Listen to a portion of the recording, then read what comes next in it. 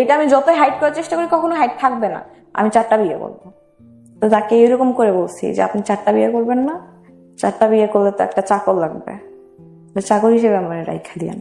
আমি ডিসাইড করি যে আমি গলায় বা স্লিপিং দেবো, এটা কোনোভাবে সে জেনে যায় ছিলাম। তখন আমি খুব পড়তাম, যখনই সময় পাইতাম আম্মু আমার এরকম করে বলতো, আমার মনে আছে এখনো, যে মা এত পড়ো না, পড়লে তো পরে সমস্যা হয়ে যাবে। তো আমি আম্মুকে বলতাম না আমি পড়বো। তা আমার আম্মু মূলত প্রাইমারি স্কুলের টিচার। শীতের সকালবেলা পিকনিক হইতেছে, আমি শাড়ি পরবো। তো আম্মুকে বলতেছি যে আম্মু আমি শাড়ি পরবো, আমাকে শাড়ি পরাই দেন। আমি ছোট, আমার স্পষ্ট মনে আছে, এখন আমার মনে আছে। তো আম্মু আমাকে শাড়ি পরাই দিল, তারপরে বলতেছে যে সোয়েটার পরো। তো আমি কান্নাকাটি করতেছি, না শাড়ি পরলে সুন্দর লাগতেছে, আমি সোয়েটার কেন পরবো, সোয়েটার পরলে সৌন্দর্যটা নষ্ট হয়ে যাবে। তো আম্মু আমাকে অনেক জেদ করতেছে। তো আমি রাগ করছি, আমার প্রচন্ড রাগ, আমি ছোটবেলা থেকে খুব জেদি। রাগ করে আমি বারান্দায় গ্রিলে এরকম করে ধরে কাঁদতেছি। তো আম্মু আমাকে ধরতে গেছে, আমি সাথে সাথে মাথা ঘুরে পড়ে যাই। হ্যাঁ, তো পড়ে যাওয়ার প্রায় 5-6 মিনিট আমি সেন্সলেস হয়ে থাকি। এটা কোন ক্লাসে থাকা? ক্লাস না, আমি তখন প্লে নার্সারিতে কোথাও পড়ি না। মূলত আমার যখন বুদ্ধি বয়স হয়েছে, আমি তখন মনে রাখতে শুরু করি। তো আমি অনেক ভয় পাই, মাথায় অনেক পানি ঢালা হয়। কয় ভাই বোন আপনারা? 1 ভাই বোন। আপনি বড় না ছোট? আমি ছোট, আমার বড় ভাই আছে। এরকম কন্টিনিউয়াসলি 2-3 বার হয়। এটা কি রাগ করেই সেন্সলেস হয়ে যায়? হ্যাঁ, আমি যখন রাগ হইতাম বা এত বেশি রাগ যে সেন্সলেস হয়ে যায়। শিশু বিশেষজ্ঞকে দেখাইলো, পুরা মাথা স্ক্যান করলো, কোনো অসুখ বা রোগ ধরা পড়ে নাই। তো ওষুধ দিল, কাজ হয় না। তো হয় না, গ্রামের মানুষ বলে যে কবিরাজ দেখাও, এই টাইপের কিছু। তো আমাকে অনেক ট্রাই করছে, রংপুর পীরের কাছে পর্যন্ত নিয়ে গেছে। শীতের রাতে আব্বু আমাকে জড়ায় ধরে ওই খড়ের গাদার মধ্যে আমার এরকম করে নিয়ে রাত থাকতো, 2-3 রাত থাকতো, পীরের সঙ্গে দেখা করানোর জন্য। এত বেশি সিরিয়াস, এত বেশি হয় কি, মূলত ঘুমাইতেছি, ঘুমের মধ্যে আমি চিল্লাই উঠতাম, ভয় পাইতাম, আবল তাবল বলতাম। আমি পড়াশোনা কন্টিনিউ করতে পারতাম না, বেশি প্রেশার নিতে পারতাম না। তো আমি স্কুলেও রেগুলার যেতাম না। বাবা মা প্রেশার দিত না। যখনই প্রেশার দিত আমি রাগ হইতাম, আবার মাথা ঘুরে পড়ে যাইতাম, এরকম অবস্থা। আমি হাই স্কুলে উঠি, ক্লাস 6, 7, 8, 9। আমাকে অ্যান্ড্রয়েড ফোন কিনছে, তখন স্যামসাং J7 আসছিল বাজারে, আম্মু এটা কিনছিল। আমার মনে আছে 19,500 টাকা দিয়ে কিনছিল। আচ্ছা। তো ওই ফোন, আম্মু তো সারাদিন স্কুলে থাকতো, আমি একটা ফেসবুক অ্যাকাউন্ট, আমি কোন ক্লাসে থাকতে? ক্লাস 9। আমার আশপাশ সব ফ্রেন্ডেরই ফোন আছে, আপডেট হয়ে গেছে আর কি। তো আমার ফোন ছিল না, আমি আমার ফোন থেকে একটা ফেসবুক অ্যাকাউন্ট ওপেন করি। আমি তো বুঝতাম না, আমার যে ফ্রেন্ড রিকোয়েস্ট দিত আমি অ্যাকসেপ্ট করে নিতাম। তো এক সময় দেখি যে একটা ফ্রেন্ড রিকোয়েস্ট আসছে, আমি অ্যাকসেপ্ট করছি। দেখি সাথে সাথে ইনবক্স, যে আমি তোমাকে চিনি, তুমি আমাদের পাশের স্কুলে পড়ো, তুমি এই স্যারের কাছে প্রাইভেট পড়ো। আমার 3 বছরের সিনিয়র ছিল। আপনি তাকে দেখে চিনেছেন? হ্যাঁ, চিনছি। ফেসবুকে দেখে চিনে ফেলেছেন? হ্যাঁ, কারণ আমি দেখতাম আশেপাশে এরিয়াতে, আমি গার্লস স্কুলে পড়তাম, সে বয়েজ স্কুলে পড়তো। স্কুলটার মাঝখানে শুধু একটা রাস্তা ছিল পাশাপাশি। তো আমি হ্যাঁ, আমিও তোমাকে চিনি, আমি দেখছি। তো আমাকে একদিন বলে যে তোমাকে আমার ভালো লাগছে। তো এরকম করে আমরা একটা রিলেশনশিপে যাই। রিলেশনশিপে কি ধাম করে চলে গেলেন? ধাম করে না, 3-4 মাস পর। 3-4 মাস কি কন্টিনিউয়াসলি কথা হচ্ছে? এর আগে কারোর সঙ্গে কথা হওয়া, কোনো ছেলেকে ভালো লাগা, কারোর প্রতি ফ্যান্টাসি থাকা, ওগুলো কিছু ছিল না? সো ক্লাস 9 এ ফার্স্ট ওকেই ভালো লাগে, এবং সে আপনার প্রতিবেশী ছেলে? হ্যাঁ। ও কিসে পড়তো তখন? ইন্টার ফার্স্ট ইয়ারে পড়তো। তখন ইন্টার ফার্স্ট ইয়ারে, আপনি তখন ক্লাস 9 এ। ওকে। এই যে ফেসবুকে কথা হচ্ছে, এর আগে কি আপনাদের কথা হয়েছে কখনো, কোথাও কোনো রাস্তাঘাটে কোথাও? না, ফেসবুকে কখনো কোনো প্র্যাকটিক্যালি কথাও হয়নি? বাট আমি দেখছি, অনেকবার দেখছি, কারণ আমি সেম স্যারের কাছে প্রাইভেট পড়তাম। 8 মাস পর হুট করে আম্মু একদিন আমার কথা বলা শুনে রাতের বেলা, আমার ধরছে ওই দিন, বকা দিতে দিতে অবস্থা খারাপ। তো আমি পরে আমার যেমনি হোক তারে কল দেই। কল দেওয়ার পরে আমি বলতেছি যে তোমার সাথে হয়তো আমার কথা কন্টিনিউ হবে না, আম্মু জানছে। তো বলতেছে আমি তোমার আম্মুর সাথে দেখা করবো। দেখা করবা কথা নাই বার্তা নাই, হুটার দেখা করবা। তো আমার আম্মুর কলিগ ছিল তার রিলেটিভস, এটা আমিও আগে থেকে জানতাম, সেও আগে থেকে জানতো। তো পরের দিন সে আমার আম্মুর স্কুলে চলে গেল, সোজা। হ্যাঁ, সোজা আমার আম্মু স্কুলে চলে গেল, ডিরেক্ট আম্মুকে বিয়ের প্রস্তাব দিচ্ছে, যে আমি আক্ট করে রাখতে চাই, আমি আপনার মেয়েকে ভালোবাসি বা এই টাইপের কিছু। আম্মু তাকে বুঝাই শোনাই, বলছে যে তুমি বাসায় যাও, তোমার আব্বু আম্মুর সাথে কথা বলো। তো সে বাসায় গেছে। বাসায় যাওয়ার পর তার আব্বু আম্মুর সাথে কথা বলছে যে আমি এরকম একটা মেয়েকে পছন্দ করি, বাসায় জানাজানি হওয়ার পর এরকম হয়েছে। তো তার একটা কাজিন ছিল, মেয়ে কাজিন, এইরকম আপনার রিলেশন করার ইয়েতে সুইসাইড করছে অনেক বছর আগে, 3-4 বছর আগে, তখন 3-4 বছর আগে, 2016 সালে 3-4 বছর আগে। তো আব্বু আম্মুর মধ্যে ঘটনাটা 2016 সালে, হ্যাঁ, তার 3-4 বছর আগে তার ফ্যামিলিতে এরকম একটা সুইসাইডের ঘটনা আছে। তো আব্বু আম্মুর মধ্যে জিনিসটা ভয় কাজ করে যে আমার ছেলে হচ্ছে আপনার অনেক ভালো স্টুডেন্ট, বুয়েটে পড়ার মতো স্টুডেন্ট ছিল সে, হি ওয়াজ ভেরি মেরিটোরিয়াস, খুব ভালো, খুব। ওকে, ওর হাতের লেখা দেখলাম মানে খুবই ভালো। দেন যদি রাজি না হয়, এরকম বলতেছিল যে রাজি না হলে যে কোনো কিছু করে নিতে পারে। তো তার আব্বু আম্মা আমার আব্বু আম্মুর সাথে কথা বললো, বাট ছেলেটা ছিল অসাধারণ সব দিক থেকে। অসাধারণ বলতে স্টুডেন্ট ভালো, ক্যারেক্টার ভালো। আব্বু আম্মুকে অনেক বোঝানো হয়েছে, তার রিলেটিভস যেটা ছিল সে বোঝানো হয়েছে যে ছেলে ভালো, সে ব্রাইট ফিউচার। আমি জানি না 7 দিনের মধ্যে কি এমন হয়ে গেল, আমাদের ছোট করে একটা কাবিন হলো 7 দিনের মাথায়। আমিও এখন আমি সেন্সে কাজ করে না আমার আব্বু আম্মুকে কি বোঝানো হয়েছে, তার আব্বু আম্মু কি কথা বলছে, আমার আব্বু আম্মু কি বলছে। কিন্তু আপনার আব্বু আম্মু আপনাকে কি অ্যাপ্রোচ করছে সেটা আমাকে আমার কাছ থেকে শুধু বলছে যে তুমি কি ছেলেটাকে পছন্দ করো। আমি অবভিয়াসলি পছন্দ করতাম। সে যখন বাসায় বলছে যে বিয়ে না করলাম, এটা করবো ওটা করবো, আমার মাথার মধ্যে এটা থট ছিল যে আমার জন্য যদি ছেলেটা সুইসাইড করে নেয় তাহলে আমার কিন্তু সারা জীবন একটা বোঝা হচ্ছে নিয়ে চলা লাগবে। কোথা থেকে কি হইলো 7 দিন 8 দিনের মাথায় আমি নিজেও জানি না। আপনার ফ্যামিলিতে আর্লি ম্যারেজ ব্যাপারটা আছে? না, আমি ফার্স্ট। আপনার ভাই তখন আপনার বয়সের গ্যাপ? আমার ভাই এগুলো বিষয়ে কিচ্ছু জানতো না। কি বলেন? কিচ্ছু না, আমি সেটা পরে আসতেছি, কিচ্ছু জানতো না। আমার মেয়ের আক্ত হচ্ছে ভাই জানবে না, তারা তো ফ্যামিলিতে এটা নিয়ে কোশ্চেন উঠতে পারে। হ্যাঁ, ভাইয়াকে কেন গোপন করা হয়েছে বিষয়টা? এটা হচ্ছে জানি না কেন গোপন করা হয়েছিল, আব্বু আম্মুর ডিসিশন ছিল এটা। ইউ নো দ্যাট, বাট আপনি বলতে চাচ্ছেন না। আপনি বলতে পারেন আমি আসলেই জানি না, আপনি আজ পর্যন্ত জানেন না? এখন পর্যন্ত জানি না যে কেন গোপন করা হয়েছে ভাইয়ের কাছ থেকে। এটা কিন্তু একটা বড় মিস্ট্রি হয়ে যাচ্ছে, এবং মিস্ট্রি জায়গা থেকে অনেক ধরনের কোশ্চেন রেজ হবে বিষয়টা। তো ফ্যাক্টটা হচ্ছে এটাই, আপনার ভাইয়ের বয়স কত ছিল ওই সময়টাতে? ভাইয়া তখন কি করছে ওই সময়টা? তুমি honours second year. Definitely it's a big question. মানে আপনার ফ্যামিলি যদি এটা গোপন করে থাকে আপনার ভাইয়ের কাছ থেকে, তার মানে এটা আপনার ফ্যামিলি কেন করবে? এটা ইলজিক্যাল হয়ে গেল বিষয়টা। I don't know, actually I don't know. বা আপনি কি এমন কোনো কিছু করেছিলেন ফ্যামিলিতে, বা ও কি এমন কোনো কিছু করেছিল যেটা আলটিমেটলি সবাই খুব টেনশনে পড়ে গিয়েছিল? না, এরকম কিছু ছিল না। Are you sure? হ্যাঁ, সবাই দেখতেছে, আমি জানি এরকম কিছু ছিল। তারপর ছোট করে তার ফ্যামিলি, তার আপনার ভাইয়া তখন কোথায়? ভাই ঢাকায়। তার বাবা মা, আমার বাবা মা কাজী অফিসে যে ছোট একটা কাবিন করে কাগজ, ওখানে আমি সাইন করি, সেও সাইন করে।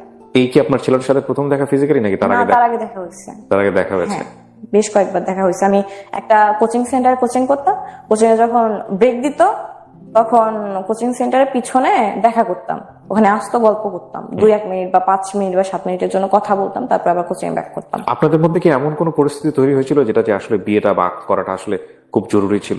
সে পাগল ছিল। প্রেমে পড়লে সবাই পাগল হয়, সেটা অন্য বিষয়। আমি আসলে আপনাকে বোঝাতে চাচ্ছি, কোশ্চেন করতে পারবো না এই বিষয়টা নিয়ে, যে এমন কোন ব্যাপারে আপনারা মুভমেন্টে চলে গেছেন বা এমন কোন লেভেলে চলে গেছেন যেটা আসলে এরকম কিছু ছিল না। ওকে, তো ছোট মানুষ, সেগুলো বুঝতামই না। ওকে, তো তারপর সে কোথাও চান্স পায় না। পাগল ছিল কেন বলছেন? আমি জানি না, সে আমার প্রতি আমারে না পাইলে মরে যাবে এরকম টাইপের ছিল। এটা তো প্রেমে পড়লে সবাই বলে এরকম। হ্যাঁ, তোমাকে ছাড়া আমার জীবন বৃথা, তোমাকে ছাড়া আমি সকাল বিকাল 2 বার করে মারা যাবো, এরকম কথাও অনেকেই বলে, সেটা সমস্যা নাই। এরকমই প্রবলেম ছিল। তো তারপরে সে এইচএসসি এক্সাম দেয়, এক্সাম রেজাল্ট খারাপ। আঁকতে পরে কি হইলো একটু বলেন না? আঁকতে পরে তো আপনারা তো বিবাহিত না, আমরা সেপারেশনে থাকতাম। এটা ডিসিশন ছিল যে সে পড়াশোনা করে এস্টাবলিশড হবে, আমি পড়াশোনা করব। তারা যখন একটা বয়সে যাবে তখন বড় একটা অনুষ্ঠান করে উঠাই দেওয়া হবে। এটা শুধু 2 ফ্যামিলির মধ্যে গোপন ছিল। আমি আমার বাসায় থাকতাম, সে তার বাসায় থাকতো, আমরা মাঝে মধ্যে দেখা করতাম, রেস্টুরেন্টে ঘুরতে যাইতাম, এতটুকু অব্দি। তার রেজাল্ট খারাপ হলে গ্রেড আসে, খুবই খারাপ। মানে ওইরকম ছেলে থেকে এটা আশা করা যায় না। খারাপ হওয়ার পেছনে কে, মানে দুইজনেই দায়ী। আমরা সবসময় ঝগড়া করতাম, কম বয়স না, ঝগড়া করতাম, ইফেক্ট করতো। সে পড়াশোনা করতো না, কান্নাকাটি করতো ঝগড়া করার পর। আমি ব্লক মারতাম, ফোনে কথা বলতাম না, আমি তাকে বাজে কথাই বকাও দিতাম। এখন মনে হচ্ছে না এটা ভেরি ভেরি ইম্পর্টেন্ট স্টোরি। ওর বয়সী, ওই সময়ের বয়সী যারা টিনেজার তাদের জন্য না, সেই সব বাবা মায়ের জন্যও যারা এরকম ডিসিশন নেন বা নিতে বাধ্য হন? তো বাসা থেকে তো একটা আমার উপরও তো আসবে না যে তোমার জন্য হচ্ছে আমার লিটারালি তার বাবা বলে যে ওই মেয়ের সাথে হচ্ছে কাবিন করার পর আমার ছেলেটা লাইফ শেষ, আমার মুখের উপর বলা হয়েছিল। আমিও তখন এসএসসি দেই, হ্যাঁ, একটা সাবজেক্ট আমার ফেল আসে। কত সালের এসএসসি? 19 সালে। কি নিয়ে ঝগড়া হতো আপনাদের মধ্যে? অন্য কোনো ছেলেরা কেন ফেসবুকে অ্যাড করছো? থার্ড পারসন নিয়ে ঝগড়া হতো। তাহলে আমার কোনো ফ্রেন্ড থাকতে পারবে না, মেয়ে, ইভেন মেয়ে ফ্রেন্ডও না। আমার একটা ফ্রেন্ড ছিল, ফ্রেন্ডের নাম আমি মেনশন করি, ও অনেক ভালো একটা মেয়ে ছিল, আমাকে বাইরে যাইতে দিত না। ওই ফ্রেন্ড আমার সাথে দেখা করতে আমার বাসায় আসতো, তাও আসা যাবে না। প্রথম তো এগুলো অনেক ভালো লাগে প্রেমে পড়লে। হ্যাঁ, এগুলো অনেক ভালো লাগে। তারপরে তো এগুলোই অসহনীয় হয়ে যায়। এগুলো অসহনীয় হয়ে যায়। আপনি কি অত্যাচার করতেন ওর উপরে? বকা দিতাম, জোরে কথা বলতাম, চিল্লাইতাম। অনেক সময় আসতে মুখে যা আসছে আমি ওটা হচ্ছে বলতাম। এটা কি শুধু ফোনে করতেন না বাইরেও? ফোনে। শুধু ফোনে। কিন্তু সে চুপচাপ সহ্য করে নিত। আমার উপর কিছু প্রেশারাইজ করা হয়, এটা আমি নিতে পারতাম না। আচ্ছা, ওই ছোটবেলা থেকে কিন্তু ওর এই প্রবলেমটা আছে, যেটা আপনারা শুনেছেন। হ্যাঁ, বাট এমনও হইতো যে আমি গোসলে গেছি, সে আমার ফোন দিছে, আমি ফোন রিসিভ করতে পারি নাই। আমি গোসল থেকে এসে কই ছিল, কার সাথে ছিল? না, আমি গোসল থেকে এসে কল ব্যাক করছি যে আমি গোসলে গেছিলাম, হচ্ছে আমি ফোন রিসিভ করতে পারি না। সে বলতো তুমি আমার পারমিশন ছাড়া গোসলে কেন গেছো? সেটাই তো, আপনি কেন গোসল করবেন? আমি আপনাকে একটা কথা বলি, আপনি যে স্টেজে প্রেম করে এসেছেন সেটা তো আমাদের জীবনে কম বেশি গেছে লাইফে। হ্যাঁ, এইরকম বোকামো মানুষের জীবনে আসে।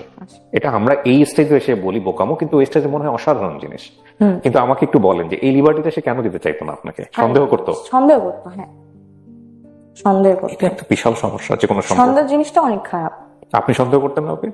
না, আমার তার প্রতি আপনার কোনো ফল্টই নাই ওর ক্ষেত্রে? আজকে যেহেতু বলতে আসছেন ফল্ট গুলো, আপনার ফল্ট গুলো বলেন। আমার ফল্ট গুলো ছিল যে আমি একটু ঘুরতে পছন্দ করতাম, ফ্রেন্ডের সাথে আড্ডা দিতে পছন্দ করতাম, সে সেগুলো পছন্দ করতো। ওর কি নিজে কোনো ফ্রেন্ড সার্কেল ছিল? না।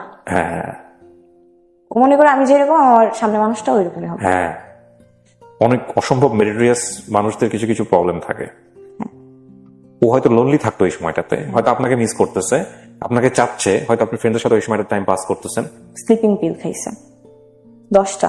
এটা আপনার ফেল করার পরের ঘটনা, আগের ঘটনা? পরের। আপনি এসএসসি তে ফেল করলেন, মূল কথা হচ্ছে এটা। এই ঘটনা তখন আমি বাসায় বসে, আচ্ছা, তো আমি যেভাবে জানতে পারছি, আমি আম্মু শুধু বলছি যে আমার সাথে চলেন। আম্মু স্কুল থেকে ব্যাক করছে, আমার সাথে চলেন। আমি দৌড় দিছি তার বাসায়। আমি তার আম্মুরে বলতেছি যে নাম মেনশন করলাম না, ওই বলতেছে রুমে ঘুমাইতেছে। রুমে ধাক্কা দিলাম, রুম খুলতেছে না। তো বলতেছে কি হয়েছে মা, কি হয়েছে? বলতেছে আপনার ছেলে ঘুমের ওষুধ খাইছে। তার বাবা জোরে ধাক্কা দেওয়ার কারণে খুলে গেছে। সে বেডের উপর অচেতন অবস্থায়। মানে সে আসলে আপনার কথা মতো স্টেপ নিয়েছে? হ্যাঁ, বেডের নিচে দেখি 2টা ওষুধের পাতা এবং অনেক কোম্পানির অনেক ভালো একটা ওষুধ। একটা পিল খাইলে আপনার ভালো মতো ঘুম হয়ে যায়। সে 20টা খাইছে। মানে এটাকে আপনি খেয়েছেন কখনো? আমি খাই নাই। তাহলে আপনি বুঝলেন কি করে যে একটা খেলে আপনার? আব্বু বলে। আচ্ছা, ওকে।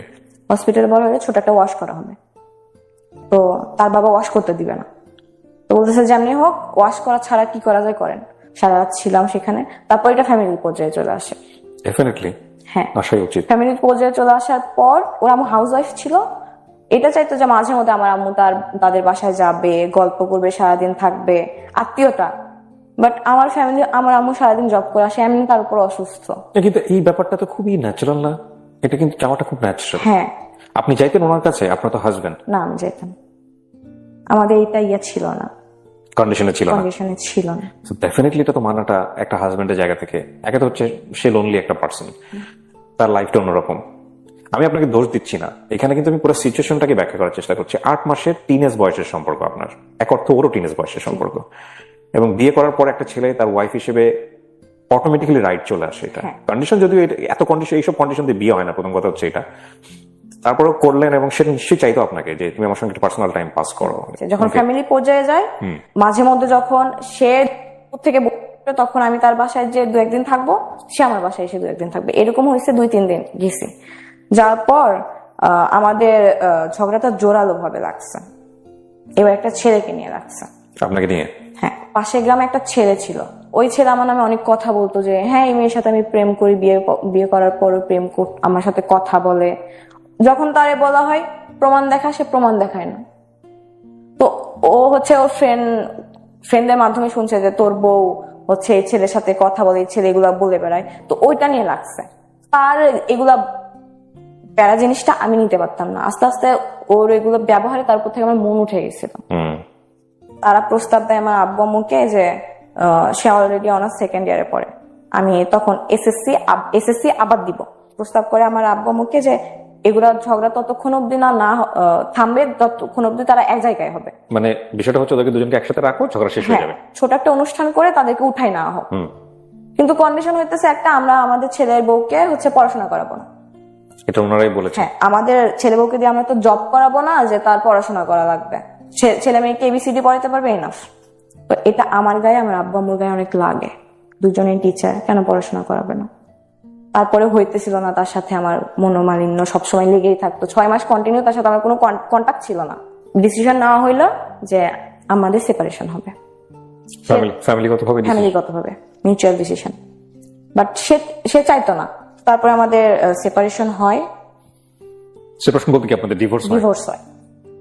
ডিভোর্স কয় বছর পরে হয় এটা, কাবিন হওয়ার? 3.5 বছর। আপনি যে 3.5 বছরের গল্পটা বললেন, এর মধ্যে কোনো বিউটিফুল মোমেন্টস ছিল আপনাদের? হ্যাঁ, অনেক মোমেন্ট ছিল। একসাথে ঘুরতে বের হইতাম, টাইম স্পেন্ড করতাম, রেস্টুরেন্টে খাইতে যাইতাম, এগুলো ছিল, অনেক স্মৃতি ছিল। যখন আপনি সাইনটা করলেন তখন আপনার ফিলটা কি হচ্ছিল? সত্যি বলতে আমার মনে হচ্ছিল যে এটা লাইফে একটা বড় ইফেক্ট পড়বে, বাট আমি যে ডিসিশনটা নিতেছি আমি রাইট ডিসিশন নিতেছি। আপনাকে কেউ ইনফ্লুয়েন্স করেছে ওই সময়টা? ভাইয়া তো ততদিনে জেনে গেছে। হ্যাঁ। তারপরে কি বলেছিল ওনার জানার পরে? আমার সাথে কথা বলতো না। আব্বু আম্মুর সাথে কথা বলা লাগতো, দ্যাটস ওয়াই কথা বলতো, আমার সাথে কথা বলতো না। যদি কোনো দরকারে বাসায় আসতো, সামনে পড়তো, কোনো দরকারে যে রাফি, আমার রাফি বলে ডাকে, চান বা ভাত খাবো আম্মুকে বল, এতটুকু অব্দি, কথা বলতো না। ডিভোর্স হওয়ার পর তারপর করোনা আসে, যখন প্যান্ডেমিক সিচুয়েশন, তখন ঢাকা ভার্সিটি একটা ভাইয়া অনেক ভালো টিচার, ওনার ইংলিশ কোর্সে ভর্তি হয়।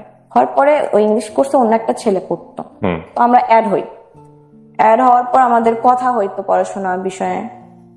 এটা 2021 সালের জুনের দিকে। তো ছেলেটাকে দেখে আমার ভালো লাগছে। ততদিনে কিন্তু আমি হচ্ছে ওই জিনিসটা থেকে বের হইতে পারছি, বাট ইফেক্ট পড়ে আমার উপর। আমি বলতাম না কখনো। আমি মানে একটা হয় না যে মেয়েরা কেন আগে বলবে, ছেলেরা আগে বলবে। সে আমার থেকে 10 মাসের ছোট, মেনশন করি, সে নিজেও জানতো সেটা। কোচিং এ একসাথে পড়তে না? আমি তখন থাকতাম, সে ঢাকায়। আচ্ছা। আমাদের অনলাইনে পরিচয়, ভাইয়ার মেসেঞ্জার গ্রুপে। ভাইয়া আপনাদেরকে পড়াইতো? হ্যাঁ, অনলাইনে পড়াইতো। ওই ছেলেও কি আপনারই ব্যাচমেট ছিল? হ্যাঁ, ব্যাচমেট। ফেসবুক গ্রুপ, তারপরে ফেসবুক গ্রুপ থেকে হয় না ফ্রেন্ড লিস্টেও চলে আসে অনেকে, সে আমাকে অ্যাড পাঠায়। কথা হইতে হইতে এমন কথা বলতো যে আমার মনে হইতো এই ছেলেটা মনে হয় আমার পছন্দ করে। আমি একদিন ডিরেক্ট আস্ক করি যে তুমি কি আমাকে পছন্দ করো? তো সে বলে হ্যাঁ। তো আমারও তাকে ভালো লাগতো। 2-3 দিন টাইম নিছি, নেওয়ার পরে বলছি যে আমার লাইফের যেটা আছে আমি পুরোটাই বলছি, যে তারপরে তুমি স্টেপ কি নিবা সেটা তোমার ডিসিশন। কারণ এটা আমি যতই হাইড করার চেষ্টা করি কখনো হাইড থাকবে না। তো সে বললো যে আচ্ছা আমরা ফ্রেন্ড হয়ে থাকি, তুমি আমাকে একটা কথা দাও যে তুমি কখনো রিলেশনশিপে যাবা না, আমিও কখনো রিলেশনশিপে যাব না, আমরা ফ্রেন্ড হয়ে থাকবো, ফিউচারে কি হবে সেটা দেখা যাবে। ওকে, ফাইন। এটা জুন মাস। সো কত সালের জুন মাস? 2021 সালে। সো প্রথমে এসে আপনাকে প্রপোজ করেছে প্রেমের প্রস্তাব? হ্যাঁ। পরে যখন জেনেছে তখন বলছে ফ্রেন্ড হয়ে থাকি? হ্যাঁ। ওকে। জানি না, ছেলেটার প্রতি আমি দিন দিন উইক হয়ে পড়ছি প্রচন্ড পরিমাণে। প্রচন্ড বলতে? প্রচন্ড। তাকে তো সবসময় ভিডিও কলে দেখতাম, ছবিতে দেখতাম। আমার ইচ্ছা করলো আমি তাকে সরাসরি দেখবো। তার গ্রামের বাসা ভোলাতে। তাকে আমি বলি যে আমি তোমাকে দেখবো, তো বলে যে তো আমি তাকে দেখার জন্য ভোলাতে যাই। থেকে ভোলার ডিস্টেন্স 550 কিলো। আপনি ও জানতো যে আপনি ভোলাতে যাচ্ছেন? না। এটা কয়দিনের মধ্যে? 2.5 মাসের মধ্যে। 2.5 মাসের মধ্যে? জি। আমি আমার এই ঘটনা কি এটা প্রমাণ করে না যে আপনি বাই ন্যাচারালি অনেক বেশি ক্রেজি? হ্যাঁ, আমার রাগ অনেক, বাট এরকম কারোর প্রতি ক্রেজিনেস বা কারোর প্রতি এত, সেটা ঠিক আছে, হয়তো এরকম কোন সাবজেক্ট পাননি যেটা এক্সপ্লোর করার মতো, বাট আপনার ক্রেজিনেসটা এই লেভেলে যাইতে পারে সেটার মতো কিছু একটা ঘটেছে আপনার লাইফে এবং সেটা আপনি করেছেন। তো আপনি ধাম করে চলে গেলেন নাকি বাসায় কাউকে জানিয়েছিলেন? না, বাসায় আম্মুকে বলছি যে আমার একটা ফ্রেন্ডের বিয়ে, আমি মিথ্যা কথা বলছি। আম্মুকে মিথ্যা কথা বলি যে আমার হচ্ছে একটা ফ্রেন্ডের বিয়ে, 2 দিন আমাকে সেখানে স্টে করা লাগবে। এদিকে আমি আমার বেস্ট ফ্রেন্ড ছিল তখন, রাহিম, নামটা মেনশন করতেছি, আর আমার চাচাতো ভাইকে নিয়ে একটা প্রাইভেট কার ভাড়া করে রেন্টে করে নিয়ে আপনি শেয়ার করলেন কার সঙ্গে? আমার বেস্ট ফ্রেন্ড। ওকে আপনি শেয়ার করলেন যে আমি তোমাকে নিয়ে এখন ভোলাতে হ্যাঁ যাবো, আমার থেকে 2 বছরের সিনিয়র বাট অনেক ভালো। তো যাই, আমার এখনো মনে আছে তারিখটা, 7ই আগস্ট বিকেল 5টায় রওনা দিই আমরা, যে আমরা সকাল 7:30টায় পৌঁছাই ভোলা 0 পয়েন্টে। সে জানে না যে আমি গেছি ওইখানে। আমি ফোন দিছি, আমি ভাবছি হয়তো ফোন পিক করবে না যেহেতু ঘুমাই, তো করছে পিক, সাথে সাথে করছে। তো আমি বলতেছি যে আমি ভোলা 0 পয়েন্টে, জায়গাটার নাম আমার সঠিক মনে নাই, একদম সদরে। তো শক, কত ভালোবাসা মেয়েটা। 5 মিনিট পরে কল দিয়ে বলতেছি তুমি কি আসলেই ভোলাতে? তখন আমি দোকানের নাম বলি, জায়গার নাম বলি, তখন আসলে ক্লিয়ার হয়েছে যে আসছে। তুমি যে আসছো, আমি তো 1 ঘন্টার বেশি তোমাকে টাইম দিতে পারবো না। আমার এই কথাটা ফার্স্ট আমার অনেক খারাপ লাগে যে আমি 15 ঘন্টা জার্নি করে আসছি, সে আমাকে 1 ঘন্টার বেশি টাইম দিতে পারবে না। আল্লাহ, কেন হইতেছে এমন আমার সাথে? প্রিয় দর্শক এবং শ্রোতা, এই সময়টাতে কিছুটা কালার ডিস্টরশন হতে পারে বা কালারে কিছুটা চেঞ্জ আসতে পারে, বিকজ আমাদের লাইটের সেটআপটা চেঞ্জ হয়েছে বারবার ইলেকট্রিসিটির লোডশেডিং এর কারণে। সো একটু চেঞ্জেস আসতে পারে, এটা একটু চোখে লাগতে পারে, এটা আপনারা কনসিডার করবেন।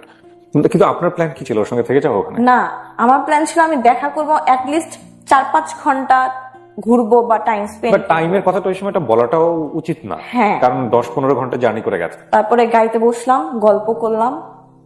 করোনার জন্য কোনো রেস্টুরেন্ট খোলা ছিল না, কোনো পার্ক খোলা ছিল না। তো আমরা সে আমাকে বললো যে তোমাকে একটা লেকের পাড়ে নিয়ে যাই, চলো। তো সবাই, আমার কাজিন, আমার ফ্রেন্ড, গাড়িতে বসলাম, গেলাম।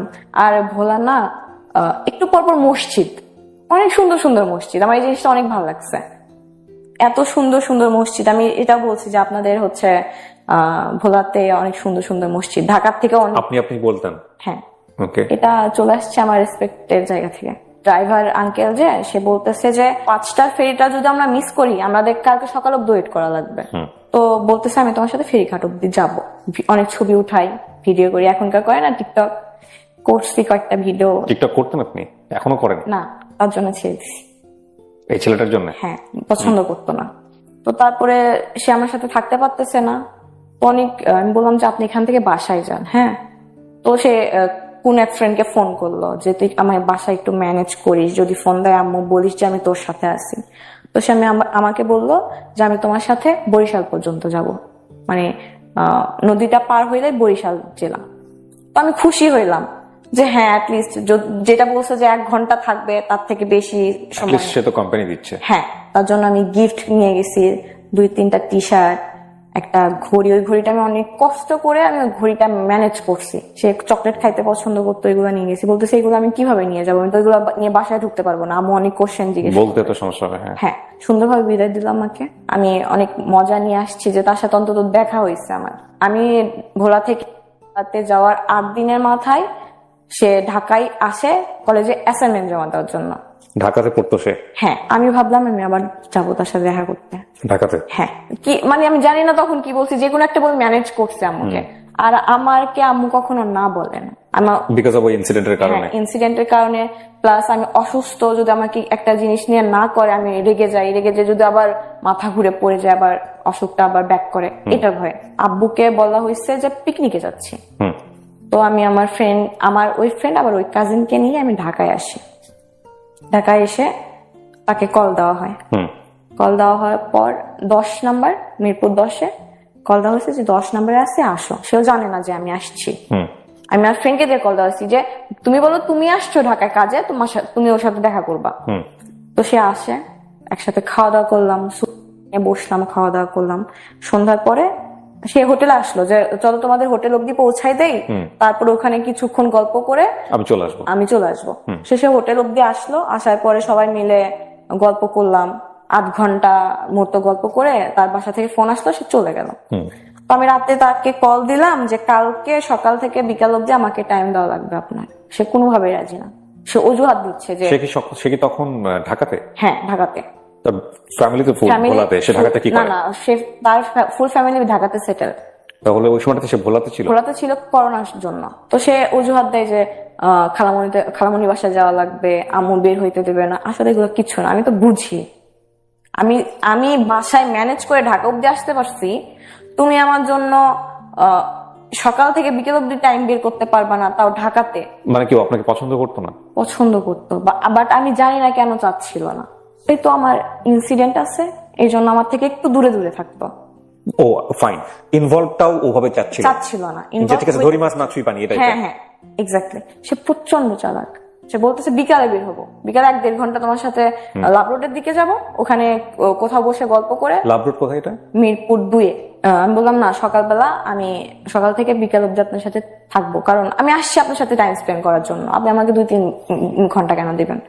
তো সকালবেলা বের হয়েছে 10টার সময়, ঘুরছি ঢাকা শহর, যমুনা ফিউচার পার্কে, বসুন্ধরা সিটিতে, পার্ক, রেস্টুরেন্ট। আমার সাথে যতক্ষণ ছিল আমি কখনো এটা ফিল করতাম না যে তার সাথে আমার ফ্রেন্ডশিপ, বয়ফ্রেন্ড গার্লফ্রেন্ড।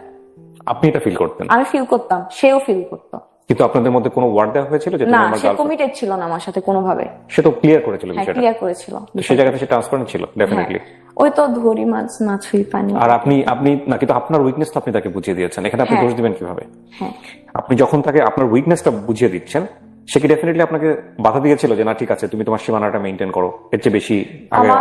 আমারে বলতো যে হচ্ছে তোমার ক্রেজিনেসটা বেশি হয়ে যাচ্ছে, এটা একটু কন্ট্রোল করো, এটা সবসময় বলতো আমাকে।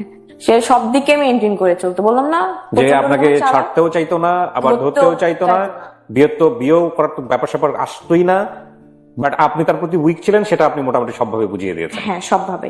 সে আমাকে সন্ধ্যার সময় হোটেলে নামায় দিয়ে বাসায় চলে গেল। তো আমি বললাম যে আমি আপনার সাথে কিছু অব্দি যাই। সে আমাকে বলে নাই যে তার বাসা মিরপুর, বলছে 10 এলাকায়। বাসা কোথায় আপনি বলে নাই। আমার কি করছে মিরপুর, কেন বলে না বুঝতে পারছেন তো?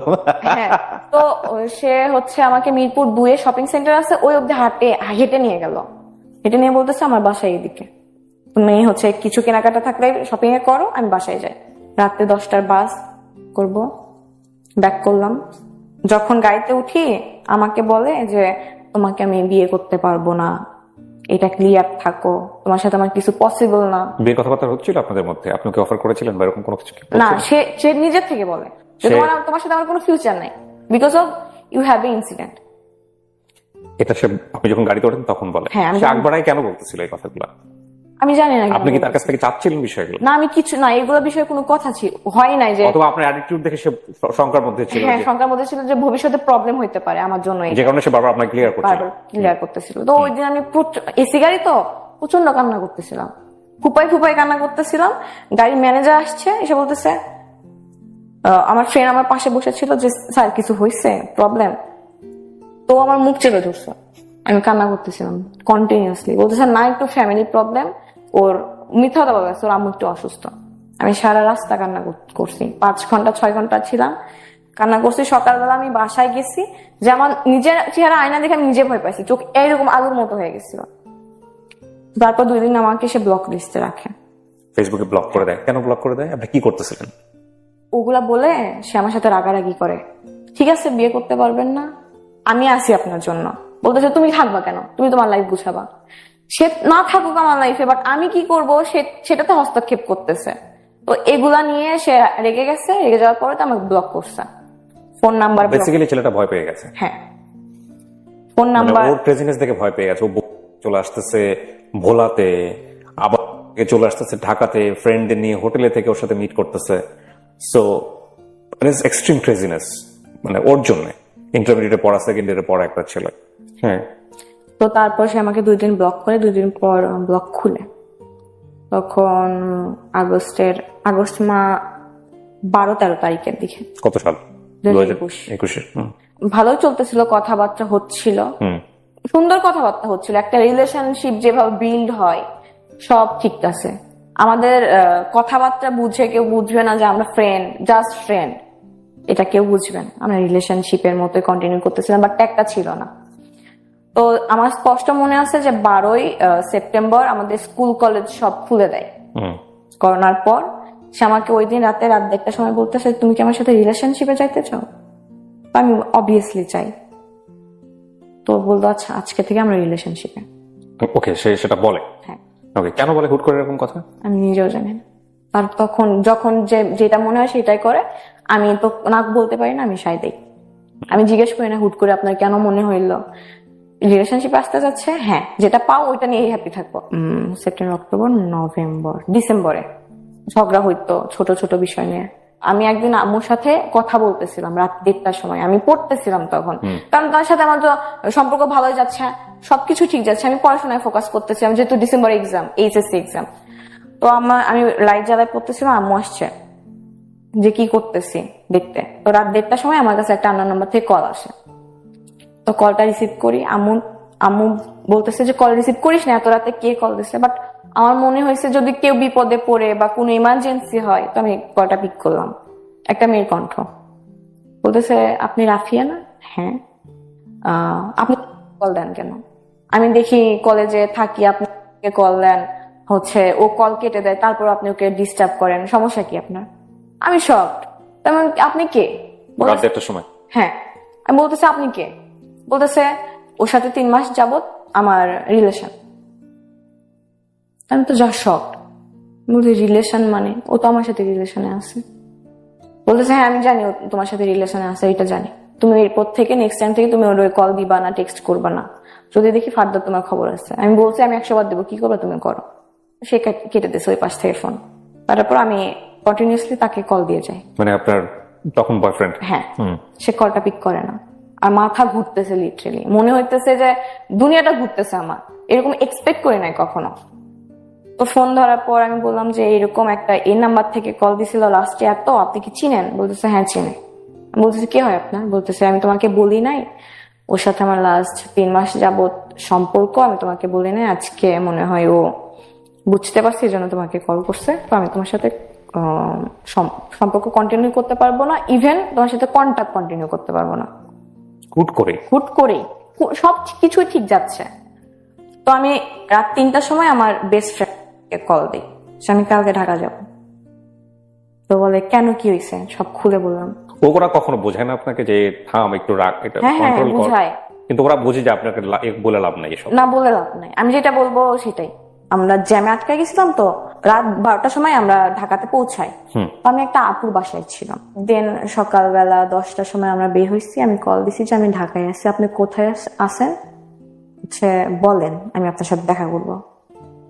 তো বলছে তুমি ঢাকায় কেন? আমি বলতেছি আমার কাজ আছে আপনার সাথে, এই জন্য আমি ঢাকায় আসছি। তো বলতেছে যে আমি দেখা করতে পারবো না, আমি খালামণির বাসায়। মিথ্যা কথা বলতেছে। সে বললো যে তুমি এই রেস্টুরেন্টে আসো, আমি আসতেছি। তো তারপর যে শুনে এটা আমার সাথে প্র্যাঙ্ক করা হয়েছে। প্র্যাঙ্ক করছে? হ্যাঁ, যে আমাকে বোঝার জন্য যে আমি কি রিয়াকশন দেই। তারপর মেয়েটাকে নিয়ে আসো? মেয়েটাকে সাথে আমার কথা হয়েছে। কিন্তু বলেন যে আপনি মেয়েটাকে নিয়ে আসো এখানে, আমি প্র্যাঙ্ক করছে কিনা আনছে? হ্যাঁ, কথা হয়েছে, প্র্যাঙ্ক ছিল, তারা প্ল্যান করে করছে এটা। আসলে প্র্যাঙ্ক ছিল? হ্যাঁ আসলে ছিল।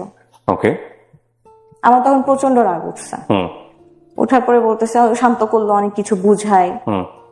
তো ঠিক আছে, আসছি যখন, থাকি 2-1 দিন, আপনার সাথে ঘুরি। তো তারপরে আমি হচ্ছে ব্যাক করি পরের দিন। তো আমার এটা প্ল্যান ছিল যে আমি ঢাকায় শিফট হবো। ঢাকায় শিফট হওয়ার একটাই রিজন যে আমি তার কাছাকাছি থাকবো। হ্যাঁ, ঝগড়া হলে ব্লক দিয়ে দেয়, শেষ, আর কোনো যোগাযোগের কোনো ওয়ে নাই।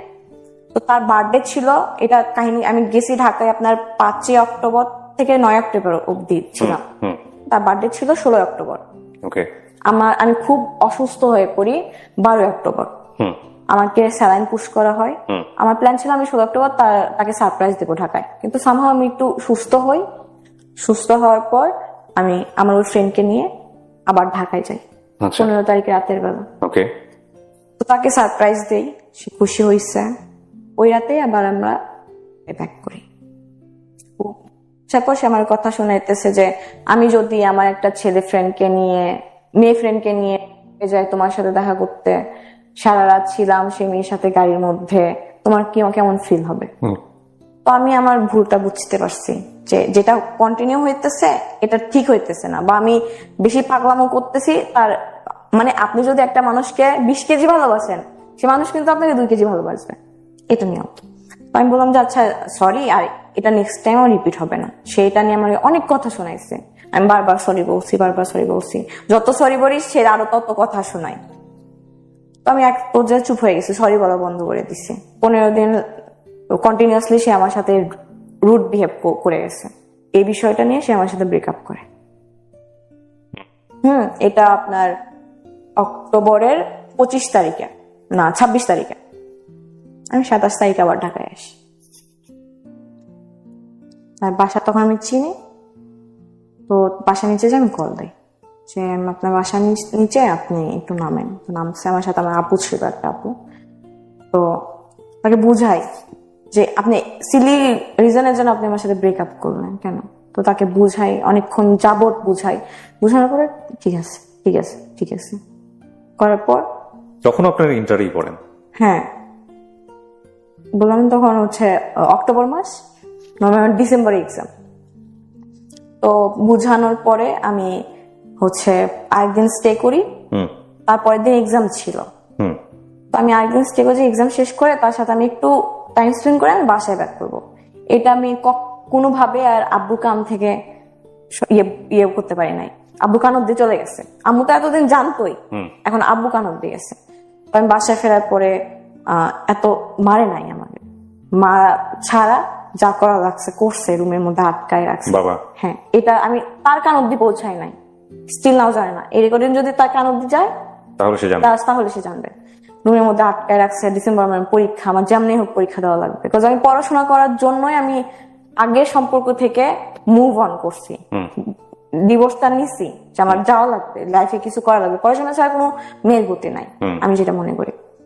আমি আব্বুকে বুঝাই যে ভুল হয়েছে, আমি আর কোথাও যাব না, আমি ওর ছেলের সাথেও কথা বলবো না। আমার কাছ থেকে ফোন 2 দিনের জন্য নিয়ে নিছিল, আমি আম্মুর ফোন দিয়ে তার সাথে কথা বলি। তারপর ডিসেম্বরে এক্সাম। আমি আব্বুকে বলছি, আম্মুকে অনেকদিন যাবত বলতেছি যে আমি কোচিং করার জন্য ঢাকায় যাবো, কোচিং করবো ফার্মগেট শাখায়। তো আম্মু রাজি ছিল, আব্বু কোনোভাবে আমাকে পাঠাবে না, আমি কখনো বাইরে থাকি না, বাইরে থাকি নাই। আর আব্বু মনে করতো যে আমি বাইরে থাকলে দুষ্টামি করবো, এই জন্য রাজি হচ্ছিল না। তো আমার 5 তারিখে এক্সাম ছিল, 7 তারিখে এক্সাম ছিল। এক্সাম দেওয়ার পর আমি বাসায় বলে আমি কিন্তু যাবোই ঢাকায়, তো আব্বু কোনোভাবে পাঠাবে না। আমি বললাম তাহলে আমি এক্সাম দিব না। বাবু বলছে দিস না, সেটা তোর। বাবা তো তখন জানে আপনার ঢাকায় আসে মানে কি? হ্যাঁ, আব্বু জানতো। তো দিস না বলতেছে এক্সাম দিবি না, দিস না, সেটা তোর সমস্যা। তো আম্মা আমাকে অনেক বুঝাইলো যে আচ্ছা আমি ম্যানেজ করবো, আমি তোমার আব্বুকে বুঝাবো, তুমি এক্সামটা দাও। এর মধ্যে ভাইয়া ইনভলভ হয়ে গেল। আব্বু ভাইকে ফোন করে বলছে, আব্বু ভাইয়া তখন ঢাকাতে, ভাইয়া ভাইয়াকে বলছে 9টার সময়। আপনি যে ঢাকায় আসতেন আপনার ভাইয়া জানতো না? না, ভাইয়াকে বলছে রাত 9টার সময়, ভাই 10টায় বাসে চলে আসছে। ওই তখনই আমি ভাবছি এবার আমার শেষ, আমার এক্সাম শেষ, আমার লাইফ শেষ। ভাইকে প্রচন্ড পরিমাণ ভয় পাই, প্রচন্ড গম্ভীর টাইপের, বাট একবার আগ হইলে শেষ। সকাল সারা রাত আমি ঘুমাই নাই, তাকে টেক্সট করতেছি যে আমার ভাই আসতেছে, শেষ, আমার ঢাকা যাওয়া শেষ, আমার এক্সাম দেওয়া শেষ, আমার সব শেষ। আর সে আমাকে রুমের মধ্যে বন্দি করে রাখবে। তো বলতেছে যে তোমার সাথে আমার যা ছবি ছিল, স্মৃতি ছিল, সব ডিলিট করে দাও।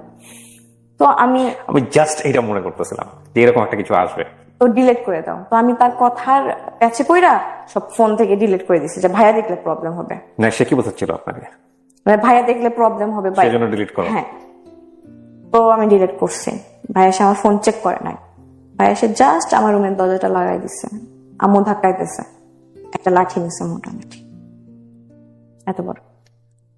তো বলতেছে কি হয়েছে বল, আমার অফিস আছে, আমি সবকিছু ছাইরা আসলাম, তো সমস্যা কি? একবার লাইফে এত কিছু ফেস করে আসছোস, তারপরে তো শিক্ষা হয় নাই। তো আমি জাস্ট চুপ, আমি কোনো কথা বলতে, আমার হাত পা কাঁপতেছে লিটারালি। আম্মু জানালা দিয়ে ইয়ে করতেছে যে ওকে মেরো না, বড় হয়েছে, মায়ের দিয়ে কোনো লাভ হবে না, বুঝাও। তো ভাইয়া বুঝাই, আমাকে মারে নাই। বলতেছে ভাইয়ার কথা হইতেছে যে তুমি ঢাকায় গেলে তোমার সাথে আমার সম্পর্ক থাকবে না। হ্যাঁ, আর তুমি যদি পরীক্ষা না দাও, আমি বলছি যে আমি এইচএসসি পরীক্ষা দিব না, অ্যাটেন্ড করবো না, 2টা পরীক্ষা অলরেডি হয়ে গেছে, তাহলে তো ভুলেই যাবা তোমার ভাই না, ভাই বলতে কেউ ছিল। ঢাকায় আপনি যাওয়ার জন্য এত ক্রেজি কেন? তার জন্য জাস্ট মিট করবেন না, তার আশেপাশে থাকবো আমি, ঢাকায় সেটেল হওয়ার প্ল্যান। বাট পরীক্ষা তো আপনি দিচ্ছেন তখন কলেজে। হ্যাঁ, পরীক্ষাটা দিয়ে না আপনি ঢাকায় আসবেন। হ্যাঁ, তো তার আগে আপনি ঢাকায় আসবেন? তার আগে বলে দিছে যে আমার ঢাকা পাঠাবে না। ও তার আগে বলে দিছে ঢাকা পাঠাবে না? হ্যাঁ, এই জন্য আমার এত ক্রেজিনেস। ওকে। তো ভাইয়া অনেক ফোন যাও বলতেছে তোর হচ্ছে ছোট থেকে বেসিক জিনিসটা নাই, তোর পড়াশোনা হবে না, তুই একটা কাজ কর। ভাইয়া আবার সিএসসি সাবজেক্টে পড়তো ভাইয়া হচ্ছে অনেক ভালো প্রোগ্রামার, আমি তোকে একটা ল্যাপটপ কিনে দিচ্ছি, তুই এই লাইনে চলে আয়, আমি তোকে কাজ দিব, তুই মান্থলি 30 থেকে 35 হাজার টাকা ইনকাম করতে পারবি ঘরে বসে। হ্যাঁ, আমি বললাম এটা কোনো কথা, আমি পড়াশোনা করব না। বলতেছে এই পরীক্ষা দেওয়ার পরে আর কোনো কাজ নাই। তো এটা একটা অপশন। আর একটা অপশন হচ্ছে তুই বাসা থেকে পাবলিকের জন্য প্রিপারেশন নে, তুই যে কোনো একটা ভার্সিটিতে যদি ওয়েটিং লিস্টেও থাকিস, আমি তোকে কথা দিচ্ছি আমি পরের বছর তোকে ঢাকায় নিয়ে কোচিং করাবো। তো অলরেডি আমার 1 বছর কিন্তু গেছে এইদিকে, আমি আর চাচ্ছি না আমার 1 বছর গ্যাপ যাক। আমি বলতেছি যে ভাই এটা আমার পক্ষে পসিবল না। আমি ভাইয়ের পা ধরে কান্না করছি। ভাই বলতেছে আমি তোমাকে ঢাকায় নিব না।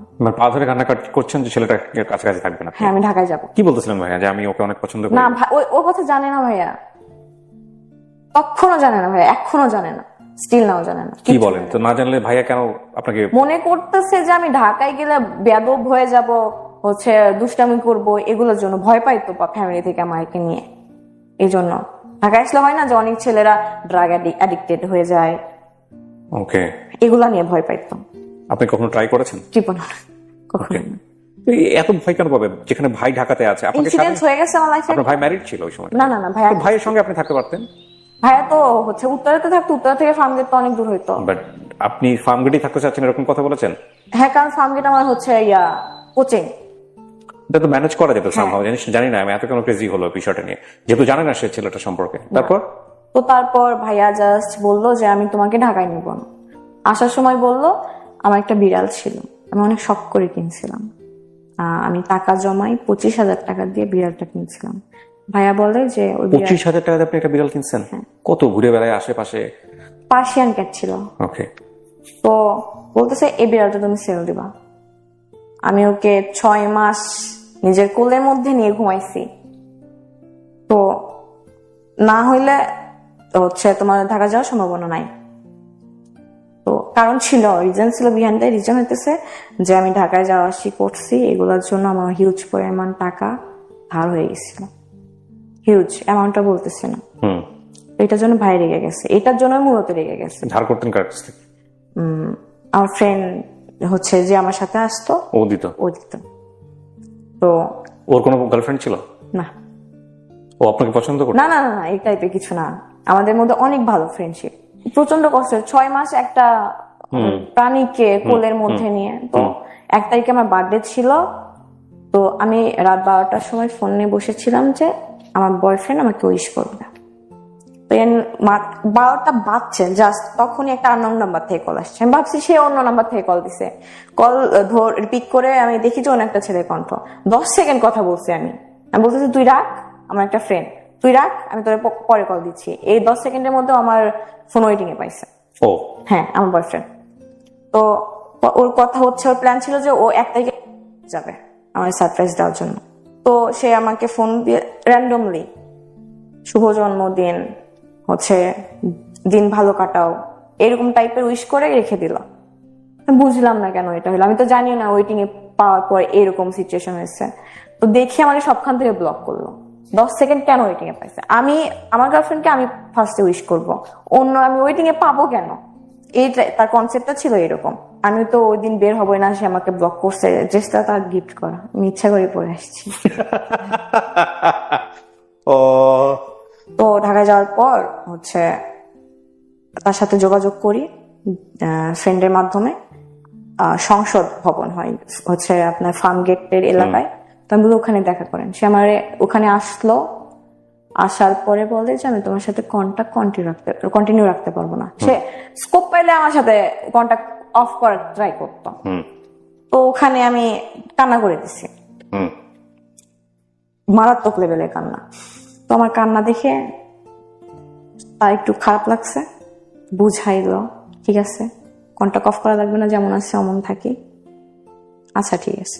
আমি জানুয়ারি মাস ফেব্রুয়ারি মাস পুরোটা ঠিক ছিল, আমি ঘুমসে পড়ছি জানুয়ারি ফেব্রুয়ারিতে, 3টা 4টা অব্দি পড়তাম ভোর, যে আমার চান্স পাওয়া লাগবে ইউনিভার্সিটিতে। হ্যাঁ, কারণ আম্মুকে আমি এটা কথা দিয়ে আসছি, আম্মুকে সারা জীবন অনেক পেইন দিছে তো আমি হুট করে অসুস্থ হয়ে যাই মার্চে। আবার আমার ওই প্রবলেমটা দেখা দেয়, আমি আবার হ্যাঁ সেন্সলেস হয়ে যেতাম। তো এটার প্রেশারটা যাইতেছিল একটু তার উপর, যে আমি একটুতে রেগে যে তার উপর হচ্ছে একটু চিল্লাইতাম যে এখনই দেখা করেন। তারও কিন্তু অ্যাডমিশন, সে বলতো আমি তোমার সাথে দেখা করতে পারবো। তখন তো আপনি ঢাকাতেই? হ্যাঁ, তাও বলতো আমি দেখা করতে পারবো না। কোথায় থাকেন আপনি তখন? আমি ফার্মগেট থাকি। ফার্মগেট থাকেন কেউ থাকে কারোর বাসায়? না, হোস্টেলে। হোস্টেলে থাকেন। সপ্তাহে 3 দিন কোচিং থাকতো, 3 দিন দেখা করতো, এমনিতেই আলাদাভাবে দেখা করতো না। আমি বুঝতাম তার পড়াশোনা আছে, তো আমি এরকম অসুস্থ হয়ে যাওয়ার পর আমি আর পড়াশোনাটা কন্টিনিউ করতে পারি না। তো আমার এগুলো পাগলামো দেখে আমি সেন্সলেস হয়ে যাই। তো আমাকে বাসায় পাঠাই দিল যে তুমি বাসায় যাও, কয়েকদিন থেকে আসো, ভাল লাগবে। তো গেলাম বাসায়, থাকলাম, আমাদের ঝগড়া হইতো। সে স্কোপ পাইলে আমার সাথে কন্টাক্ট অফ করার কথা বলতো, আর আমি পাগল হয়ে যাইতাম। হাজবেন্ডের সাথে যখন আমি ছিলাম, বিয়ের পরে যে সম্পর্কটা হয় একজন হাজবেন্ড ওয়াইফের মধ্যে, সেটা আমি তার কাছ থেকে হাইড করছিলাম। আচ্ছা, এবং সে সেটা বিশ্বাস করেছিল? হ্যাঁ। তো সিচুয়েশনালি তাকে জানানোর প্রয়োজন হলো কেন? সে আমি জানাইছি ইচ্ছা করে যে কতদিন আর হাইট রাখবো। ওকে। তো হচ্ছে সে কান্না করতেছিল, এটা নিতে পারে না। তো বলতেছে আমি এটা সহ্য করতে পারতেছি না, আমি তোমার সাথে সম্পর্ক রাখবো না। ওকে, মানে সে বিয়ে মানতে পারে কিন্তু ওই ধরনের সম্পর্ক মানতে পারতেছে না। তো সে খুব বাজেভাবে ভেঙে গেছিল ভাইয়া, খুব বাজেভাবে। আমি তার চোখের দিকে তাকাইতে পারতেছিলাম, চোখের এই কোনা পানি আসতো, শুধু পানি পড়তো না, চোখের পানি আটকায় যাইতো। তো আমি তাকে দেখে আমি ভাই এই ছেলে আমাকে ভালোই বাসে না, আবার আমার জন্য এত পেইন খাইতেছে, আমি মানতে পারতেছিলাম না যে সিচুয়েশনটা কি অ্যাকচুয়ালি। কোনোভাবে ম্যানেজ করলাম। আমার একটা ভাইয়া ছিল, আমার কাজিনের বয়ফ্রেন্ড। ভাইয়াটা আমাদের থেকে 3-4 বছরের সিনিয়র। ওই ভাইটা আমাকে জাস্ট বলছে যে এই মানুষটাকে ফিরাই আনছো, বাট আরেকবার যদি কোনো কারণে ভাঙো, এই মানুষটা আর ফিরবে না তোমার কাছে। মানে এই মানুষটা যার ফিরবে না, সেটা বয়ফ্রেন্ড সম্পর্কে সে জানলো কিভাবে এটা তার সম্পর্কে? সবাই জানতো, আমার কাজিন, আর আমার কাজিন জানতো, তো আমার কাজিন তাকে বলছে। মানে এটা তার জায়গা থেকে একটা পরামর্শ দিছে? হ্যাঁ, পরামর্শ দিছে, মানে আপনার বয়ফ্রেন্ড সম্পর্কে যেহেতু একটা ধাক্কা পাইছে, আরেকটা ধাক্কা যদি পায় কখনো, সে আর কখনো ফিরবে না। ওকে। তো তারপরে সবকিছু ভালোই যাইতেছিল। এইচএসসি এক্সামে রেজাল্ট হয়, প্লাস আসবে না, বাট এটা ভেবে নিছিলাম যে একটু পয়েন্ট ভালো আসবে। তো আনফরচুনেটলি আমার পয়েন্ট একটু খারাপ আসে। তো আমি ভাবছি সে আমার সাথে দেখা করতে আসবে। আমাকে একটা জিনিস একটু বলেন তো, আপনার লাইফে যদি দুটো সম্পর্ক না থাকতো, আপনার এসএসসি এবং ইন্টার রেজাল্ট কিরকম হতো? এবার কন্টিনিউ করেন। তো আমার এগুলো খেয়াল করবেন সবাই আপনারা। তো আমার 4.42 আসে, তারই প্লাস আসে। সে আমাকে বলে নাই তারই প্লাস আসে যে আমি কষ্ট পাবো যে আমার আসে নাই। তো আমাকে বললো আমি একটু বের হচ্ছি, ফ্রেন্ডের সাথে দেখা করতে যাবো। আমি ভাবছি আমার সাথে দেখা করতে আসবে, আমি তো এক্সাইটমেন্ট যে আসবে দেখা করতে। পরে দেখি সে তার একটা মেয়ে ফ্রেন্ডের সাথে দেখা করতে গেছে। পরের দিকে সে প্রচন্ড লেভেলের ইগনোর করতো। আচ্ছা, মানে এক্সেস লেভেলের কথা বলতো, দিনে 2 মিনিট বা 3 মিনিট, 5 মিনিটও কমপ্লিট না। মানে দেখা করতেই চাইতো না। বিহারের মতো নিজেই ফোন দিতাম, ব্লক করতো, আনব্লক করতাম। লাস্ট রোজারিতে এটা বাসায় গেছি, সে আমার সাথে থাকবে না। তো সে আমার সাথে মজা করে বলতো যে আমি 4টা বিয়ে করবো। তো তাকে এরকম করে বলছি যে আপনি 4টা বিয়ে করবেন না, 4টা বিয়ে করলে তো একটা চাকর লাগবে, চাকর হিসেবে আমার রাইখা দিয়ান। তো এভাবে বলছে ভাই, গায়ে নাই। আমার কাজিন, আমার ফ্রেন্ডরা বলতো যে ও থাকতে চাইতেছে না তোর সাথে, তুই কেন জোর করতেছস? আমি বিশ্বাস করি যে মানুষ যেটা চেষ্টা করে ওইটাই পায়। এইটা কনসেপ্টটা ছিল যে আমি আমার এফোর্টটা যে এখান থেকে 200%, তার ওই পাশ থেকে তার এফোর্টটা 2%ও ছিল না। Because of I have a incidents, that's why. সে আমাকে বলতো যে আমি আমার ফ্রেন্ড সার্কেলকে তোমার পাস্টের কথা বলতে পারি না, আমার লজ্জা লাগে, আমি আমার ফ্যামিলির কিভাবে বলবো, আমি তো লজ্জায় মইরাই যাবো। তো সে আমাকে অ্যানাদার লেভেল ভাবতো যে আমি সমাজের মধ্যে পড়তাম না, আমার এই ইনসিডেন্টস হওয়ার কারণে আমি সমাজের বাইরে পড়ে। সে দেখা করবে না, কারণ আমি তাকে ব্ল্যাকমেল করতাম যে হচ্ছে আমি স্লিপিং পিল নিব, আমি নিজের ক্ষতি করব। দেখা করবে না, একদম আমার দেয়ালে পিঠ থেকে গেছিলাম। আমি হচ্ছে ডিসাইড করি যে আমি গলায় বা স্লিপিং নেব, এটা কোনোভাবে সে জেনে যায়। আমি ফেসবুক লাইভে আসছিলাম। Are you crazy? Yes. You are. Facebook লাইভে আসছিলেন আপনি? নিতে পারতেছিলাম না পেইনটা লাস্ট 1 বছর ধরে। ওকে আপনাকে ব্লক করে দিয়েছিল সমস্ত জায়গা থেকে? হ্যাঁ, সব জায়গা থেকে। মানে আপনি ওর সাথে কমিউনিকেট করতে পারতেছিলাম না। তো মনে হচ্ছে লাইভে আসলেও দেখবে? লাইভে আসলে দেখবে বা কোনো কিভাবে দেখবে? আপনাকে তো ফেসবুকে ব্লক করেছে। তার ফ্রেন্ড সার্কেল আছে না আমার সাথে অ্যাড, ফ্রেন্ড সার্কেলকে ইনবক্স করতেন, ট্রাই করতেন, কিন্তু লাইভে আসার সিদ্ধান্ত কেন নিলেন? আমি ইনবক্স করে দেখছি ভাইয়া, সবাই বলে যে ও তোমারে চায় না, তুমি কেন তার পিছনে পাগল। সো লাইভে এসে কি চাচ্ছিলেন, যে স্ক্যান্ডাল হোক একটা? না, আমি এটা চাচ্ছিলাম না। আমি যে পেইনটার মধ্যে আছি, আমার মধ্যে আছি, আমার do you have that live still? No. কি করছেন আপনি লাইভে এসে? আমি বলছি যে আমি এই পেইনের মধ্যে আছি, একটা ছেলে। ওকে সম্বোধন করেই বলছেন? নাম উল্লেখ করে নাই। কি করছেন বলেন তো, জাস্ট লাইভে গিয়ে আপনার কি মনে আছে? ওকে, আমি বলছি যে আমি একটা ছেলের সাথে লাস্ট 1 বছর ধরে রিলেশনশিপে আছি, সে আমাকে ধরতেছে ছাড়তেছে, ধরতেছে ছাড়তেছে, এরকম অবস্থা। আমি পেইন নিতে পারতেছি না কোনোভাবেই। আমি পাগলের মধ্যে তাকে ভালোবাসি, সে বুঝে না, তো আমি এই স্টেপ নিতে বাধ্য হচ্ছি। তার কোনো দোষ নাই, আমি তাকে কেন, আমি কাউকে ব্লেম দিতেছি না। এরকম ছোট একটা লাইফ করে আমি অফ চাই, সে আমার দরজায় এসে ধাক্কায়, বাসা দৌড়াতে আসছে 10 নম্বর থেকে। মিরপুর 10 থেকে? হ্যাঁ। আপনি তখন মেসে থাকেন? না, বাসায়। আমি তার জন্যই। কার বাসায় থাকেন? আমার বাসায়, আমি বাসা নিচ্ছি, আলাদা করে বাসা নিয়েছিলেন? তো আমি তার জন্যই অ্যাকচুয়ালি আশেপাশে বাসা নেই। এই গল্পটা শুনে আমি জানি এতক্ষণে আপনারা ওকে জাজ করা শুরু করেছেন, যদিও আমি কথাটা বলছি তারপরেও যেটা কমে যাবে বিষয়টা এরকম না। আমি জানি, আমি প্রথমে যে প্রশ্নটা দিয়ে করেছি আমি সেটা জানি এটা হবে। অনেকে ওকে ট্রল করবেন, অনেকে ওকে বাজে মন্তব্য করবেন, অনেকেই গালিগালাজ করবেন, অনেকেই অনেক ধরনের মন্তব্য এখানে করবেন, সেটা আমি জানি। তারপর আমি বলাটা নৈতিক দায়িত্ব, এই জন্য বলছি ওকে জাজ করেন না। ও যেটা ফেস করেছে লাইফে, সেটা থেকে একটা মোরাল লেসন আজকে অনেক মানুষকে বলবে, যেটা হয়তো ওর মতো যারা আছে, ওর বয়স রাইট নাও 20, অনেক মেয়ে হয়তো ওর গল্পটা শুনে ওর মতো ভুল থেকে বেঁচে যাবে আজকে। সো ওকে জাজ করেন না। ওকে জাজ করার আগে সবাই নিজের দিকে একটু আঙ্গুলটা তুলেন। আপনারা আপনাদের, বা ইনক্লুডিং মি, আমরা আমাদের জীবনে কতটা ভুল করি। সো গল্পটা প্রচারের উদ্দেশ্য এটাই যে ও যে ইনসিডেন্টের কথা এখানে বলছে, সেই ইনসিডেন্টটা ইদানিং আমাদের সমাজে অনেক বেশি অহরহ হচ্ছে। কেউ হয়তো বলে, কেউ হয়তো বলে না, কিন্তু আমরা চাই না যে কারো জীবনেই এই ঘটনাগুলো ঘটুক। সে কারণেই মূলত আমরা এই গল্পটা প্রচার করছি বা শিখবো, কিন্তু কোনোভাবে ওকে আমরা জাজ করবো না। তো আপনি আলাদা একটা বাসা নিয়েছেন, এই বাসায় আপনি একা থাকতেন, সাবলেটে থাকতেন? ও আসতোই বাসায়? আচ্ছা, তো জানতো আপনি বাসায় আছেন? হ্যাঁ, বাসা নিচে আসতো মাঝে মধ্যে, আমার পিক করে ঘুরতে যাইতাম। Okay fine. সো এসে দরজায় নক করে ডিরেক্টলি? নিচে দারোয়ানকে নক করছে, যে 5 তলায় থাকে, জানতো আমি 5 তলায় থাকি, নিয়ে উপরে উঠছে। তো দরজা লক করার অনেক ধাক্কাধাক্কি করতেছিল, আমি স্টিল তখন ঠিক ছিলাম, আমি বাধ্য হয়ে দরজা খুলতে বাধ্য হয়েছি। সে আমাকে ধুইকায় ঠাস করে, যত জোরে শক্তি ছিল আমার মারে। তারপর আমি সেদিন তার চোখে মুখে ভয় দেখতে পাইছি। খুব স্বাভাবিক এটা। এবং আপনি কি এর আগ পর্যন্ত জানতেন যে ভয় দিয়ে কখনো ভালোবাসা হয় না? না, আমি এটা অনেক কিছু শেখার আছে আজকের এই গল্পে। Please listen this story very carefully. হ্যাঁ, আমার এটা উদ্দেশ্য ছিল যেভাবে হোক তাকে আমি পাইতে হবে, এরকম একটা উদ্দেশ্য ছিল। তো সে হাঁপাইতেছিল লিটারালি। আসার পরে আপনি সাবলেটে থাকতেন, আর লোকজনগুলো কোথায় ছিল যখন চাপাটাপি হচ্ছে? আমি যে আপুর কাছে সাবলেটে থাকি, ওই আপু জব করে, তো বাসায় ছিল না। সকালে যাইতো, রাত 10টার পর আসতো, বা অনেক সময় আসতো যে বাসায় আসতো না।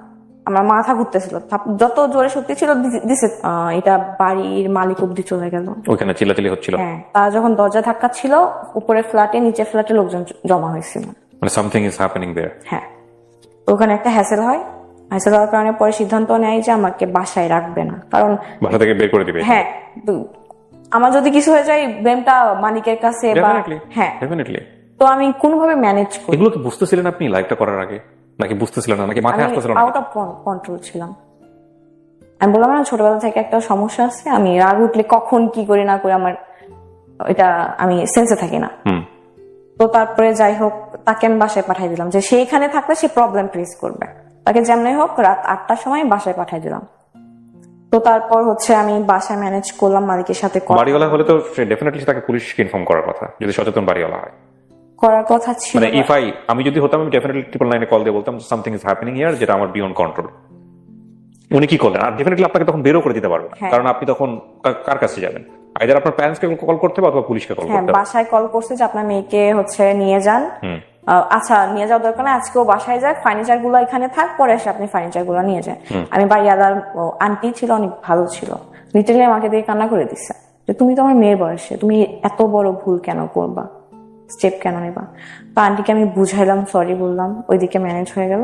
তো আমি আমার যে সাবজেক্টে থাকে ওই আপু, তখন লাইভটা কি অবস্থা চলতেছে? না, ওটা সাথে সাথে সে এসে আমার ফোন নিয়ে ডিলিট করে দিছে। তার মাথায় এটা ছিল লাইভটা থাকা যাবে না ফোনে। তো ডিলিট করার পর ওটা ছিল না। 20 জন কি 25 জনের মতো দেখছে, বেশি দেখে নাই। এটা তো আসলে থাকলে ভাইরাল হয়ে যেত। হ্যাঁ, ভাইরাল হয়ে যাইতো, আই নো। তো তারপর হচ্ছে আমি 9:30টার সময় তার বাসার নিচে যে কল দিই, ফোন অফ করে রাখছে। তো নিচে থেকে আমি একটা খেলতেছিল বাচ্চা বলতে 6-7 পড়ে। আমি বললাম যে হচ্ছে 5th ফ্লোরে যে বাসা নাম্বারটা আমার জানা আছে, ওখানে যে কলিং বেল দিবা, বলবা যে নামে কে নিচে ডাকতেছে। 5 মিনিট পর আসলো, আমি পাঠাই দিচ্ছি। বলতেছি তুমি আমার বাসায় লোক পাঠাইছো কেন? আমি বলছি আপনি ফোন অফ রাখছেন কেন? আমি তো যাইতে পারতেছি না, কারণ আপনার বাসায় হচ্ছে ফ্যামিলি আছে, এই জন্য তো আমি যাইতে পারতেছি না। তো তখন আমাকে বলে আমার ভাইয়া বাইক অ্যাক্সিডেন্ট করছে। মিথ্যা কথা বলে, বাইক অ্যাক্সিডেন্ট করছে, আমার বাসায় থাকা লাগবে। ওর বাসা কি জেনে গেছে 10 দিনে যে আপনার সঙ্গে সম্পর্ক আছে? না, কালকে নিয়ে তোমাকে পুরো ঢাকা শহর ঘুরবো, সিম্প্যাথি দিয়ে সুন্দর করে বুঝাই। আমি বাসায় চলে যাই, সে বাসায় চলে যায়। রাতে আর কল দেয় না, বলে ভাই অ্যাক্সিডেন্ট করছে, আমার ভাইয়ের কাছে থাকা লাগতেছে, আমি আজকে তোমার কল দিব না, কালকে সকালে কল দিব। আমি আর বুঝতেছি না সেই রাতে সে তার গ্রামের বাড়িতে চলে যাইতেছে, আমি এটা জানি না। তো আমি বললাম আচ্ছা ঘুমান। আমি সারা রাত ঘুমাই নাই। তারপর সকালে 7টার সময় মনে ঘুমাইছি, 11টার সময় উঠছি। আপনার বাড়ি থেকে লোক আসে নাই পরের দিন থেকে? আসতে চাইছিল, আমি আটকাইছি। আম্মু আসতে চাইছিল, আব্বু অসুস্থ ছিল। আব্বু হচ্ছে ভাইয়া কিছু জানে না? না, ভাইয়া জানে না। তো তারপর হচ্ছে সে চলে গেছে। আমি পরের দিন বিকালের দিকে তাকে কল দেই যে আপনার তো আজকে আমার সাথে বের হওয়ার কথা ছিল। বলতেছে আমি তার নানু বাসা হচ্ছে আপনার নোয়াখালী, দাদু বাসা নোয়াখালী, নানু বাসা ভোলা, দুই জায়গায় থাকা হয় তাদের। নোয়াখালী গেছে। আমি বললাম নোয়াখালী গেছেন মানে? আজকে আপনার হচ্ছে আমাকে নিয়ে বের হওয়ার কথা ছিল। বলতেছে বেশি কথা বলবো না, ব্লক খাবো। আবার হ্যাঁ, বিষয়টা আপনারা হয়তো অনেকেই রিলেট করতেছেন, তারপরেও বলি আপনারা, কারণ গল্পটা এই পার্টটা অনেক বড়। ওর লাইফের আরেকটা পার্টে যেটা একটা ছেলেও কিন্তু ওর জন্য ওরকম ক্রেজি ছিল, যে ওর ফার্স্ট হাজবেন্ড ছিল। হ্যাঁ, ফার্স্ট হাজবেন্ড মানে কি, হাজবেন্ডই ছিল আলটিমেটলি। পরে তার হাজবেন্ড কেউ হয়েছে কিনা আমি জানি না এখন পর্যন্ত। তো এরপরে যে রিভার্সটা করছে, ও ক্রেজি হয়েছে কারোর জন্য, এটা একটু খেয়াল করেন। মানে ওর লাইফে ওর জন্য কেউ ক্রেজি ছিল এই লেভেলের একটা সময়, এবং সেটা সে বুঝে ওর দিকে যে কোনো ভাবেই হোক ডিভিশন দিয়ে ওকে অ্যাচিভ করার চেষ্টা করতেছে। তো তারপর হচ্ছে ব্লক খাওয়া। তো বলতেছে আমি এখন সামনে আমার গুচ্ছ এক্সাম, আমি একটু ঘুমাইতে আসছি এখানে, তুমি আমাকে ঘুমাইতে দাও নাই। এদিকে আমি কতদিন কত রাত ঘুমাই নাই, তার তো কোনো আইডিয়া নাই। তো আমি একটু শান্তি মতো ঘুমাইতে আসছি, আমার সামনে গুচ্ছ এক্সাম, তুমি আমাকে ডিস্টার্ব করবো না। গুচ্ছ এক্সাম? গুচ্ছ কি জিনিস এটা? Varsity exam. গুচ্ছ বলতে এখানে 24টা ভার্সিটি আছে। ওকে, এটা আমার সাথে আমি পরিচিত না, রিসেন্টলি বোধহয় হয়েছে। হ্যাঁ, এটা বলে সে আমার ব্লক করে দিল সব জায়গা থেকে। আমি 8 ঘন্টার মধ্যে। এত ব্লক করতে কেন? কারণ আপনি খুব পোক করতে থাকে। জান কি করতেছো, জান কোন জায়গায়, জান এইটা, জান ওটা, বাথরুমে কিনা। না, আমি ব্লক কেন করতে পারবো? কখনো তার থেকে কৈফিয়ত চাই নাই। কই বাইরে, আচ্ছা ঠিক আছে বাসায় যাও, একটু কল দিয়ে। কখনো জানতে চাই না যে বাইরে কি করো তুমি। বাট সময় চাইতে। হ্যাঁ, সময় চাইতাম। তো ব্লক করলো। আমি 8 ঘন্টার মধ্যে ডিসিশন নিলাম আমি নোয়াখালী যাব। আমি অসুস্থ, 2 দিন হচ্ছে আমি খাই নাই। 2 দিন হচ্ছে ঝামেলা চলতেছে তার সাথে, আমি 2 দিন খাই নাই। আমি খাইছি আপনার কোক আছে না, কোকের উপর আছে, আমি শুধু কোক খাইতেছি। তো আমি একটা সিএনজি রিজার্ভ করলাম, আপনার ইয়াতে চলে গেলাম সায়দাবাদ। এত পরিমাণ তাকে ভালোবাসি যে আমি নিজের পাশে কখনো কাউরে কল্পনা করতাম যে না, বাসে তো সিট 2টা না, আমার পাশে কেউ বসবে এটা আমি মানতে পারতাম না। আমি 2টা সিটই বুক করে নিতাম। তো আমার কাছে টাকা ছিল না। তো আমি আম্মুকে ফোন করে বললাম যে আম্মু আমার সাইকিয়াট্রিস্ট দেখানোর কথা ছিল। ফ্যামিলি থেকে সাইকিয়াট্রিস্ট দেখানোর কথা হচ্ছে? হ্যাঁ, আমার এগুলো ক্রেজিনেস দেখে আম্মুকে বললাম আমি ডক্টর দেখাবো, আমাকে টাকা পাঠান। আপনি রাজিও ছিলেন? হ্যাঁ, কারণ এটা আমার দরকার। আপনি বুঝতেছিলেন যে এগুলো আপনার প্রবলেম হচ্ছে, এবং আপনি 8-10 জনের মতো না। না, আমি ডিফারেন্ট, এটা আমি বুঝতেছিলাম যে আমাকে প্রবলেম করতেছে, এখান থেকে আমাকে হচ্ছে মুভ অন করা লাগবে। এটার জন্য ডক্টরকেও যদি দেখানো হয় আমি দেখাবো। তো আমাকে বললাম আমি ডক্টর দেখাবো, আমাকে টাকা পাঠান। মিথ্যা কথা বলছি। এই টাকা দিয়ে আপনি নোয়াখালী যাবেন? হ্যাঁ, আমাকে 5,000 টাকা পাঠাইছে। আমি গেছি, সারা রাস্তা আমি তার সাথে কন্ট্যাক্ট করার চেষ্টা করতেছি, পারতেছি না। নোয়াখালীর অ্যাড্রেসটা জানতেন? জানি না কোথায় থাকে, আমি শুধু জানি নোয়াখালী সদরের আশেপাশে থাকে। আমি কি করবেন, মাইকিং করবেন? এই মধ্যে যদি আমি তার সাথে কন্ট্যাক্ট করার চেষ্টা করি, সে তো অবশ্যই যদি জানে যে আমি নোয়াখালী যাইতেছি, তার তো অবশ্যই এটা না যে নোয়াখালী আসতেছে, অন্তত দেখা করবো। আমি জানাবেন কি তার ফ্রেন্ডদেরকে? হ্যাঁ, ফ্রেন্ডদের মাধ্যমে। তো আমি তার একটা ফ্রেন্ডকে ফোন দিলাম, তো ব্যস্ত বলতেছে। আমি মনে করলাম ব্লক করে দিছে ওর ফ্রেন্ড আমাকে। তো আমার সামনে সিটে একটা আন্টি বসছিল, আন্টির কাছ থেকে ফোন নিলাম আমি, যে আন্টি একটু কথা বলবো, আমার ফোনে টাকা নাই। তো ওইখান থেকে তার ফ্রেন্ডকে একটা ফোন করলাম যে ভাই আপনি কি আমাকে নাম্বারে ফেসবুকে ব্লক করছেন? বলতেছে হ্যাঁ। কেন করছেন? বলতেছে যে ফোন দিয়ে বলছে যে আমার সাথে যদি কোনো কন্টাক্ট রাখিস তাহলে তোর সাথে আমি ফ্রেন্ডশিপ রাখবো না। তো আমাকে বাধ্য হয়ে করা লাগছে। বলতেছে যে আপু কিছু মনে করেন না। তারপর আমাকে অনেকগুলো কথা শোনালো যে হ্যাঁ তুমি ওর জন্য পাগল, ও তো থাকতে চাইতেছে না, ওকে ছাড়ো। তারপরে আমি আমার একটা ফ্রেন্ডকে কল দিলাম যে আমি তোর নাম্বার দিতেছি, কন্ট্যাক্ট কর। তো সে সাথে কন্ট্যাক্ট করতে পারছে। তো বলতেছে ভাইয়া রাফিয়া তো অন দ্য ওয়ে নোয়াখালী যাইতেছে, কুমিল্লায় আছি আমি তখন। তো বলতেছে ও মরে গেল, আমি রাস্তায় পড়ে থাকলে আমি ওর সাথে দেখা করবো না, ও লাশের দিকে আমি ফিরেও তাকাবো না, এইভাবে বলছে। তো বলতেছে যেখানে আছে সেখান থেকে ঢাকা ব্যাক করতে বলো। তো আমার সেন্সে ছিল যে আমার লাভ নাই। বাট রাত 9:30 কি 10টা বেজে গেছিল। ওই হাইওয়েতে নামলে আশপাশ কোনো বাড়ি ঘর নাই, আমি ওখানে যদি নামি আমি বিপদে পড়ে যাব। আমি চেষ্টা করতেছিলাম যে আমি ঢাকার দিকে ব্যাক করার, তো পারতেছিলাম না। তো তারপরে হেল্পার কন্ট্রাক্টর ছিল বাসে, বললাম যে আমাকে একটু কোনো বাস স্ট্যান্ডে নামাই দিয়েন, বা যেখান থেকে আমি ঢাকাতে ব্যাক করতে পারবো। রাত বাজে তখন 11:30। আমাকে একটা বাস স্ট্যান্ডে নামাই দিছিল নোয়াখালীতে ঢুকতেই, চাটখিল জায়গাটার নাম। আমি অন্য একটা ফ্লেক্সি লোডের দোকান থেকে ফোন নিয়ে কল দিই, নাম্বার ঢোকে না, আমুর নাম্বার ছিল আমার কাছে, ওর আমুর নাম্বারে কল দিছি, ওর আব্বু ধরছে। আমি পরিচয় দিছি আমি তার ফ্রেন্ড, আমি নোয়াখালী আসছি একটা কাজে, ফোন পাচ্ছি না, ওকে দিছে। তারপর বলতেছি আমি তোর আম্মুরে কল দিতেছি, সেটা বললাম। আমার আম্মুরে কল দিয়ে যাতা বলছে, মাকে ফোন দিয়ে যাতা বলছে।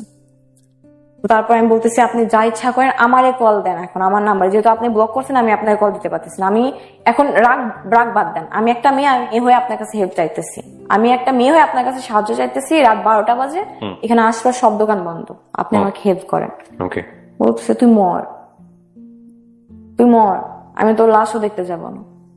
কানাকাটি করছে আশপাশ, হ্যাঁ আশপাশ ভেরি ডেঞ্জারাস। কেন বলি আপনাকে, এখানে অনেকগুলো ইস্যু আছে। ওই যে বললো না যে মারা যাবে সামথিং লাইক দিস, এই যে ফোনটা কথা বলছে, ওর ফোন থেকে যাওয়া ফোন গেছে, এটা কি আপনার ফোন থেকে ছিল? আপনার ফোন থেকে ওর সাথে কথা বলতেছিলেন তখন, নাকি অন্য কারো ফোন থেকে? মানে এটা যদি কখনো নিজের ফোন থেকে বলে বা ওর ফোনে যার আছে সেটা যদি ট্র্যাক আউট করা যায়, তাহলে এটা মানে কি সম্পর্ক, কেন মেয়েটা মারা গেছে বা কি হয়েছে যদি যায়, এটা বের করা কোনো ব্যাপারই না বাংলাদেশ পুলিশের জন্য। তো এই যে ফোনে আমরা এই জাতীয় কথাবার্তা গুলো বলি, 100 বার চিন্তা করা উচিত। তারপর সে তখন ফোন কাটলো, একটা সিনজেলা সে বলতেছে আপু কোথায় যাবেন?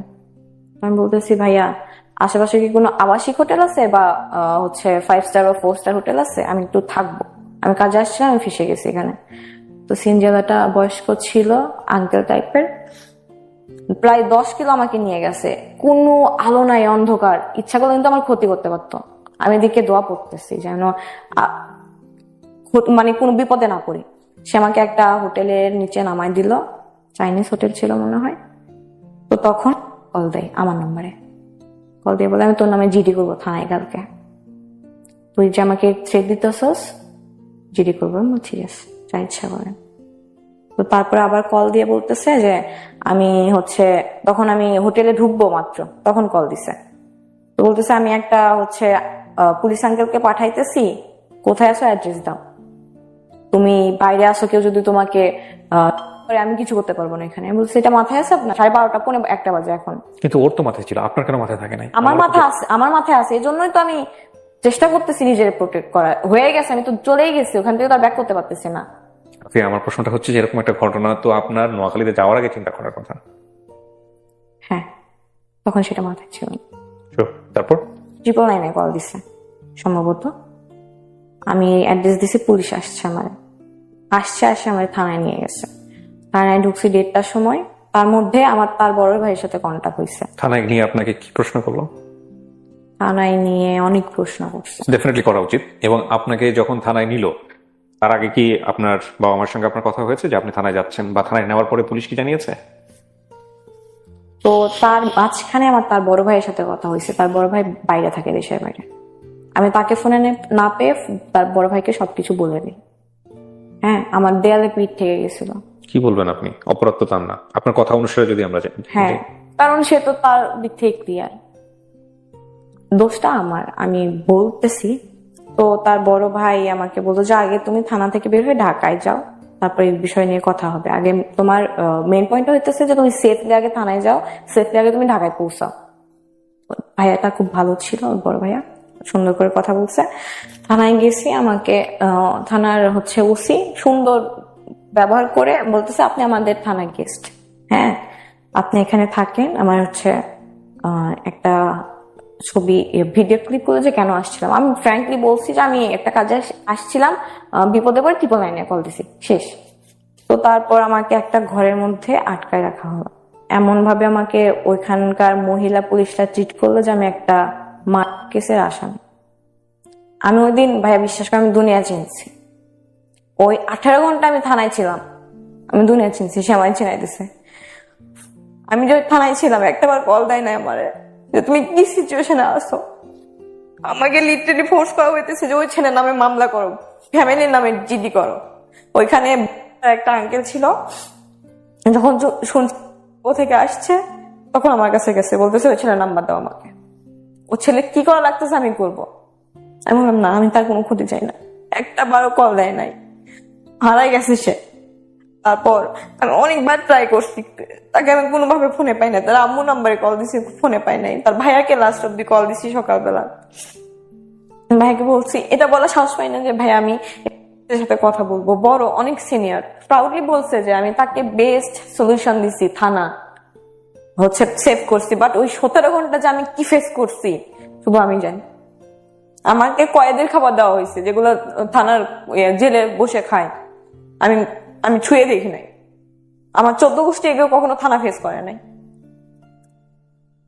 ওখানে লিটারালি আমার উপর ফোর্স করা হয়েছে যে জিডি করেন, জিডি করেন, জিডি করেন। আপনার আমি হাত ধুবো, আমাকে কলা দিছে, কেক দিছে। তো কলাটা পচা টাইপের ছিল, আমি খাইছি, তারপর জীবনে খাই নাই। আমি কখনো নিজে হাতে ভাত খাই না, বাসায় গেলে আম্মু খাওয়াই দেয়। তো আমার হাত মেখে গেছে। আমি বললাম যে একটা মহিলা কনস্টেবল ছিল, আমি বললাম যে দরজাটা খুলেন, আমি তো হাত ধুবো। বলতেছে আপনার কয়টা চাকর আছে, আপনি বারবার দরজা খুলবে আবার লাগাই দিবে। আমি ওই দিন আমি দুনিয়া চিনছি। তারপরে আমার মনের মধ্যে এটা আসছে যে আমি তার দিকে আর ফিরে তাকাবো না, এখান থেকে বের হই আমি শুধু। তো থানাতে বলতেছিল যে ফ্যামিলি মেম্বার না আসলে আপনাকে ছাড়বো না। আব্বু অসুস্থ, এদিকে আম্মু তো কিছুই জানে না, কোনো ওয়ে না পায়। আমি একটা ফ্রেন্ডকে ফোন দিচ্ছি যে দোস্ত আমি এরকম নোয়াখালী এখানে এসে, ডিটেলসে বললাম না, আমি তাকে বলছি তুই নোয়াখালী আয়, এসে আমার জাস্ট নিয়ে যায় এখান থেকে। সে একবারও জানতে চাইলো না কি হয়েছে, কাহিনী কি। সে বাইক রাইডার, হ্যাঁ, বাইক থেকে নোয়াখালী গেছে, বিপদে সাহায্য পাইছি। সে যদি আমাকে ওইখান থেকে না নিয়ে আসতো, আমি 5 দিনে ওখান থেকে বের হইতে পারতাম না। ফ্রেন্ড বন্ড হয়ে গেছে। হ্যাঁ, নোয়াখালী থেকে 7.5 ঘন্টা জার্নি করে বাইকের উপরে। এর মধ্যে আমি এটা পর নিয়েছিলাম যে সে জাহান্নামে যাক, আমি তাকে কখনো খোঁজ নিব না, তাকে ফোন দিব না। আমার এর একটা ছিল 8 ঘন্টার। এরকম লাগে আপনার অনেকবার হয়েছে সম্পর্কের মধ্যে? 8 ঘন্টা ছিল, তাকে আমি ফোন দেই আমার ফ্রেন্ডের নাম্বার থেকে। ফোন ধরে না, তার আম্মুর নাম্বারে কল দেয়, তার আম্মু ধরছে। তো আমার ফ্রেন্ডকে দিয়ে কথা বলাই যে আমি ফ্রেন্ড সে বলতেছে নাই। তো তারপর আমি ঢাকায় আসি। ঢাকায় আসার পর অনেকভাবে চেষ্টা করে তার সাথে কন্ট্যাক্ট করার।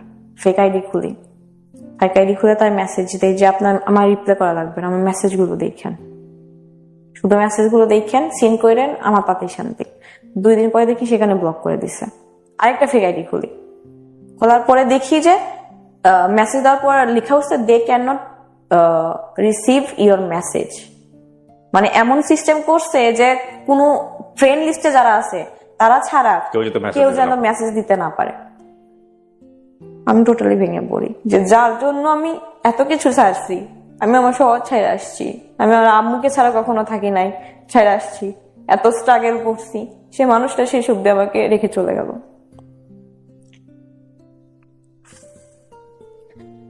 ফ্রেন্ডদের নাম্বার থেকে ট্রাই করি, আমার যে রুমমেট এখন তার ফোন থেকে ফোন করি। বেশ কয়েকদিন আগে আমার কণ্ঠ পেয়ে ফোনটা কেটে দেয়। সে কোনোভাবে আমার সাথে ইনভলভ হইতে চায় না, চলে গেছে। সেই সুযোগটা খুঁজতেছিল অনেকদিন যাবত। পুলিশ কেসের পরে কি আর যোগাযোগ হয়েছে? না। থানার পরে আর যোগাযোগ হয়নি। থানার ঘটনাটা কবে? থানার ঘটনাটা 30 জুন। 30 জুন। আজকে আমার যে রেকর্ডিং টাইম সেটা হচ্ছে 21 জুলাই। 20 দিন 21 দিন আগের ঘটনা। তারপর আমি বাজেভাবে ভেঙে পুলিশ সাহেব আছে না, সাইকিয়াট্রিস্ট, বাংলাদেশে বড়, ওনার কাছে আমি দেখাই। উনি আপনাকে কি সমাধান দিয়েছে? শুধু একটু বলেন যে ওনার সমাধানটা আপনার কাছে ভালো লেগেছে কিনা, এটা ভালো লেগেছে? ওষুধ যেন সব ঠিকভাবে খাই, আর মেইনলি দোষটা আমার, আমি জানি, কারণ আমি তার প্রতি স্টিল নাও বাজেভাবে ক্রেজি একদম। সে আমার কে দোষ দিচ্ছে? ছেলে তো তোমাকে আগে থেকেই ক্লিয়ার করছে। এই গল্পটা আপনি বলবেন, এটা কি আপনার আগে থেকে চিন্তা ছিল, নাকি আপনি এই থানার ঘটনা বা সমস্ত কিছু ঘটার পরে আপনি সিদ্ধান্ত নিয়েছেন? আমি আমার লাইফের গল্প, যেটা আমার ম্যারিড লাইফ, এটা আমি শেয়ার করতে চাইতাম, বাট এত কিছু হয়ে যাবে আমার এই 20 দিনের মধ্যে, এটা আপনি জানতেন না? জানতাম না। তারপরে হচ্ছে আমি আপনার পেজে যে আপনাকে ছোট একটা মেসেজ দিয়ে রাখি, 5-6 লাইনের। রাইট, আমি ফোন নাম্বার ছিল ওখানে। হ্যাঁ, আমি সেটার স্ক্রিনশট মহিউদ্দিনকে পাঠিয়েছিলাম। হ্যাঁ, আমি বলে তারপরে সে আমার সাথে এসে শেয়ার করছে, স্যার এই হচ্ছে স্টোরি, মুসলেস আগে আনুক, আমি কথা বলি, দেখি তারপরে কি অবস্থা। সেই কথা বলাটাই এটা।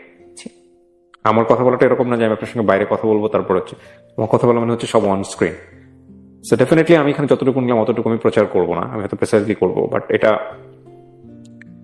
সো আপনি যেখানে আসবেন এটা আপনার বাবা মা তো জানেন।